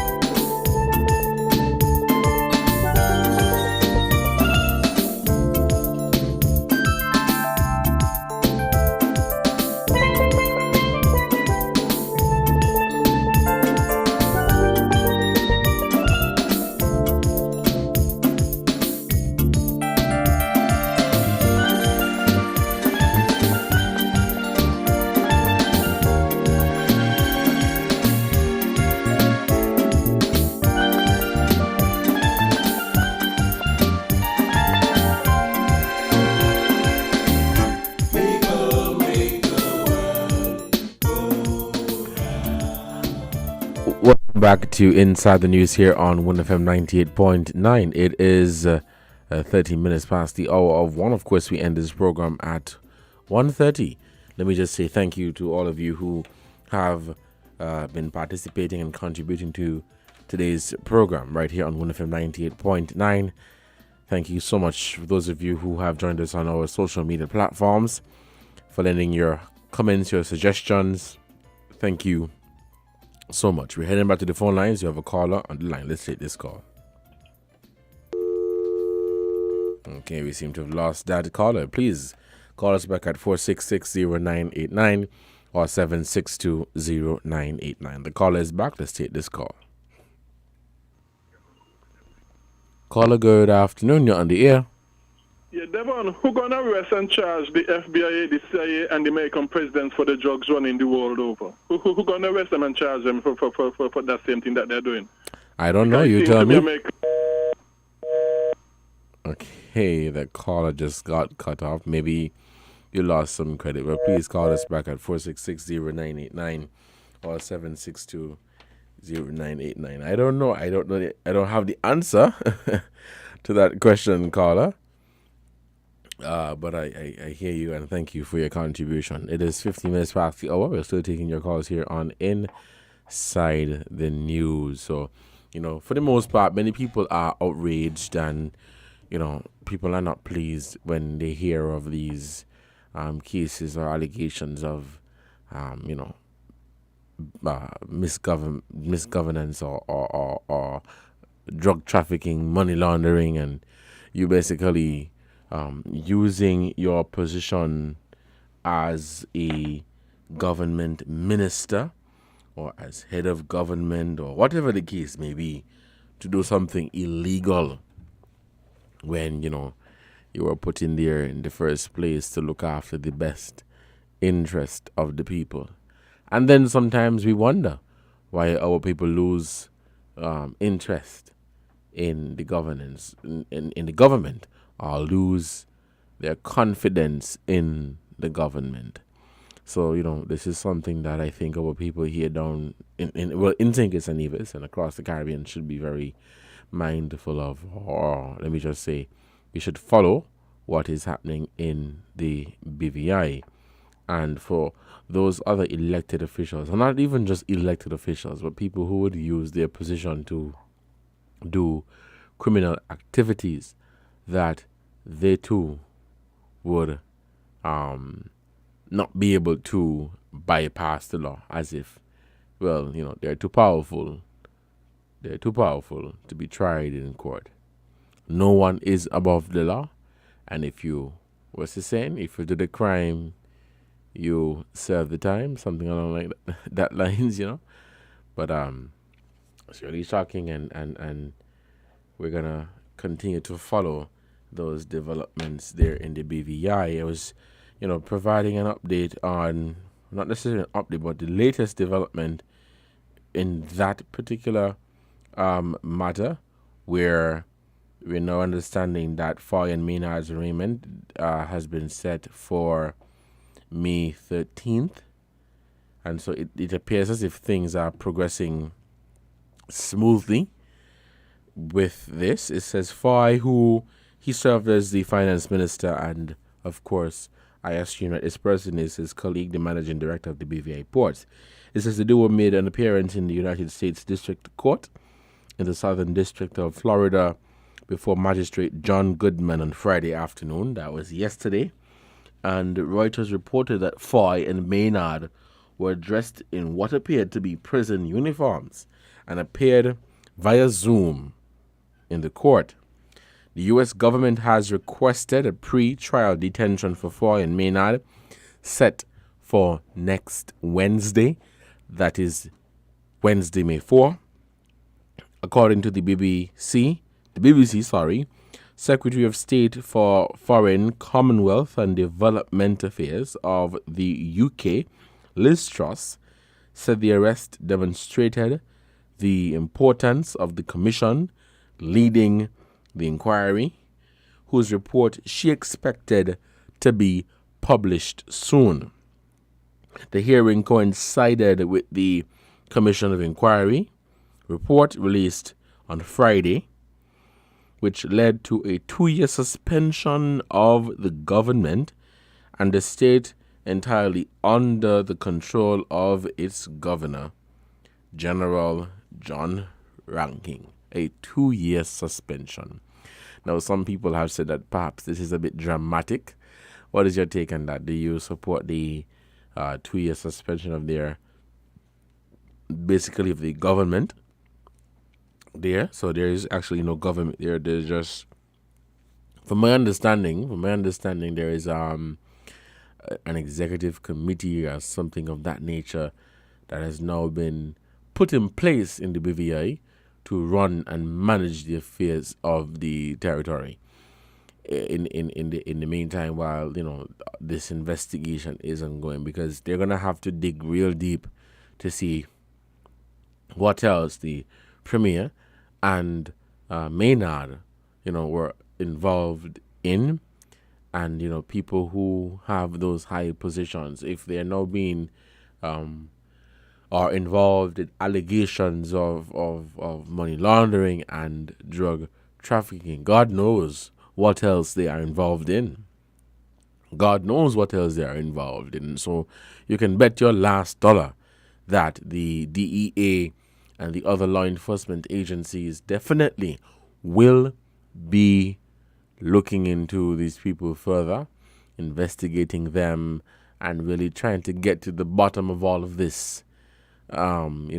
With what's happening there in the BVI. Now, with the suspension of their government, questions have been raised as to whether the Premier would immediately tender his resignation and would just step down and step away from it. I don't know how that process would go, though that there is no government, and perhaps the question would be, how can he resign from something that is not there? So perhaps instead of him resigning, they have decided to just suspend the government. Let's take this call. Caller, good afternoon. You're on the air. Good afternoon. Yeah, please ensure your radio is turned down. It's an undesirable state of affairs to have a colonial power effectively dismiss a government and run it from on high as it would have been done 100 years ago. But unfortunately, that is the reality of maintaining the dependency, which is de facto colonial status, that we have on these countries. Montserrat, for example, is one of them. That same state of affairs took place in the Turks and Caicos a few years ago, where they also found themselves with senior member of government involved in corruption allegations, and the British did the same thing, took over the day-to-day running of the island group for a period of time. One trusts that they will do so not just acting as if they are Lord of all, but they will do so in concert with, hopefully, the identifiably good people of the British Virgin Islands, because as you pointed out in an earlier segment, the entire Caribbean, I'm sure, feels rather concerned about the state of affairs that's taking place with the British Virgin Islands. Unfortunately, the significant increase in their standard of living and the wealth of the people has been accompanied with, it will appear, an increase in the corruptibility of their government and their officials, both elected and appointed. Thank you. And thank you, caller, for your contribution to this program. We have just a few minutes left before we wrap up today's edition of Inside the News right here on WINNFM 98.9. It is 1:23 here in the studios of WINNFM 98.9. For those of you who are just tuning in, thank you so much for your contribution to this program. And we are on the topic of the recent developments there in the British Virgin Islands, where the Premier and Port Director, Port Manager, Oliver Maynard, they have been arrested on allegations of drug trafficking and money laundering. And based on the most recent report that I just received, they are going to be arraigned on May 14th. So over the next couple of days, a lot of things will be going on in the BVI, and the law enforcement agencies, of course, will be cracking down and looking all over the place to see what they can find on these two individuals, to see what else they may be involved in. Let me say thank you to all of you for your contribution and participation in today's edition of Inside the News. Of course, without your contribution to this program, it would not have been possible. And so therefore, thank you so much for your calls, your those of you who have been following on social media, which is our Facebook and YouTube and other social media platforms and handles. Thank you so much for your contribution to this program. Today is the state funeral for His Excellency Ambassador Vance Winkworth Amory, and this is currently happening now at the E.T. Willett Park in Charlestown, Nevis, Saturday, April 30th, 2022. I understand that after the service there at the E.T. Willett Park, they will then head to the burial ground of the St. George's Anglican Church in Hanleys Road, Gingerland, where they're going to have the interment. So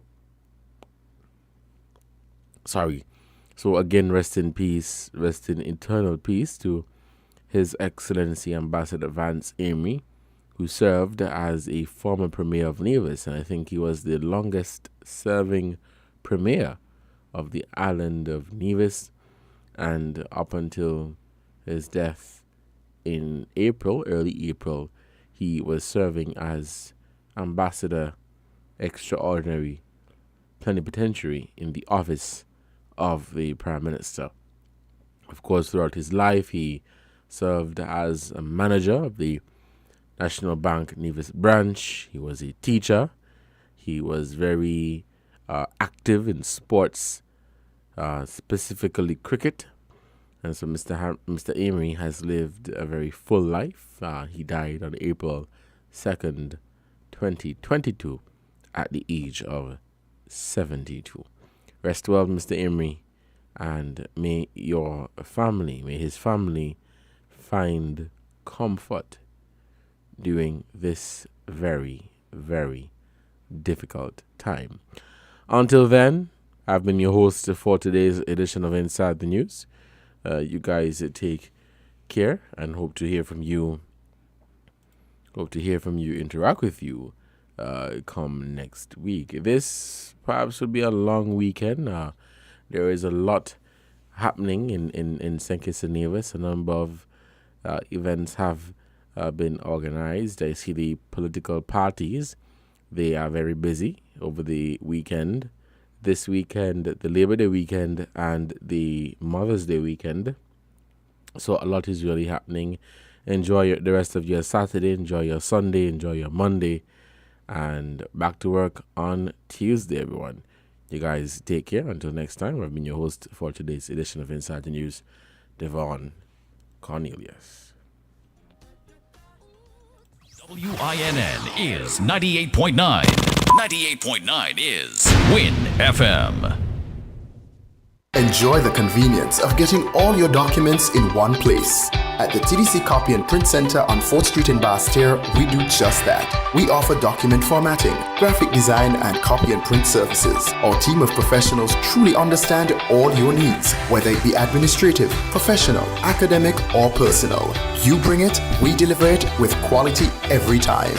Visit the TDC Copy and Print Center today in the TDC Mall on 4th Street in Basse-Terre, or call 465-2511.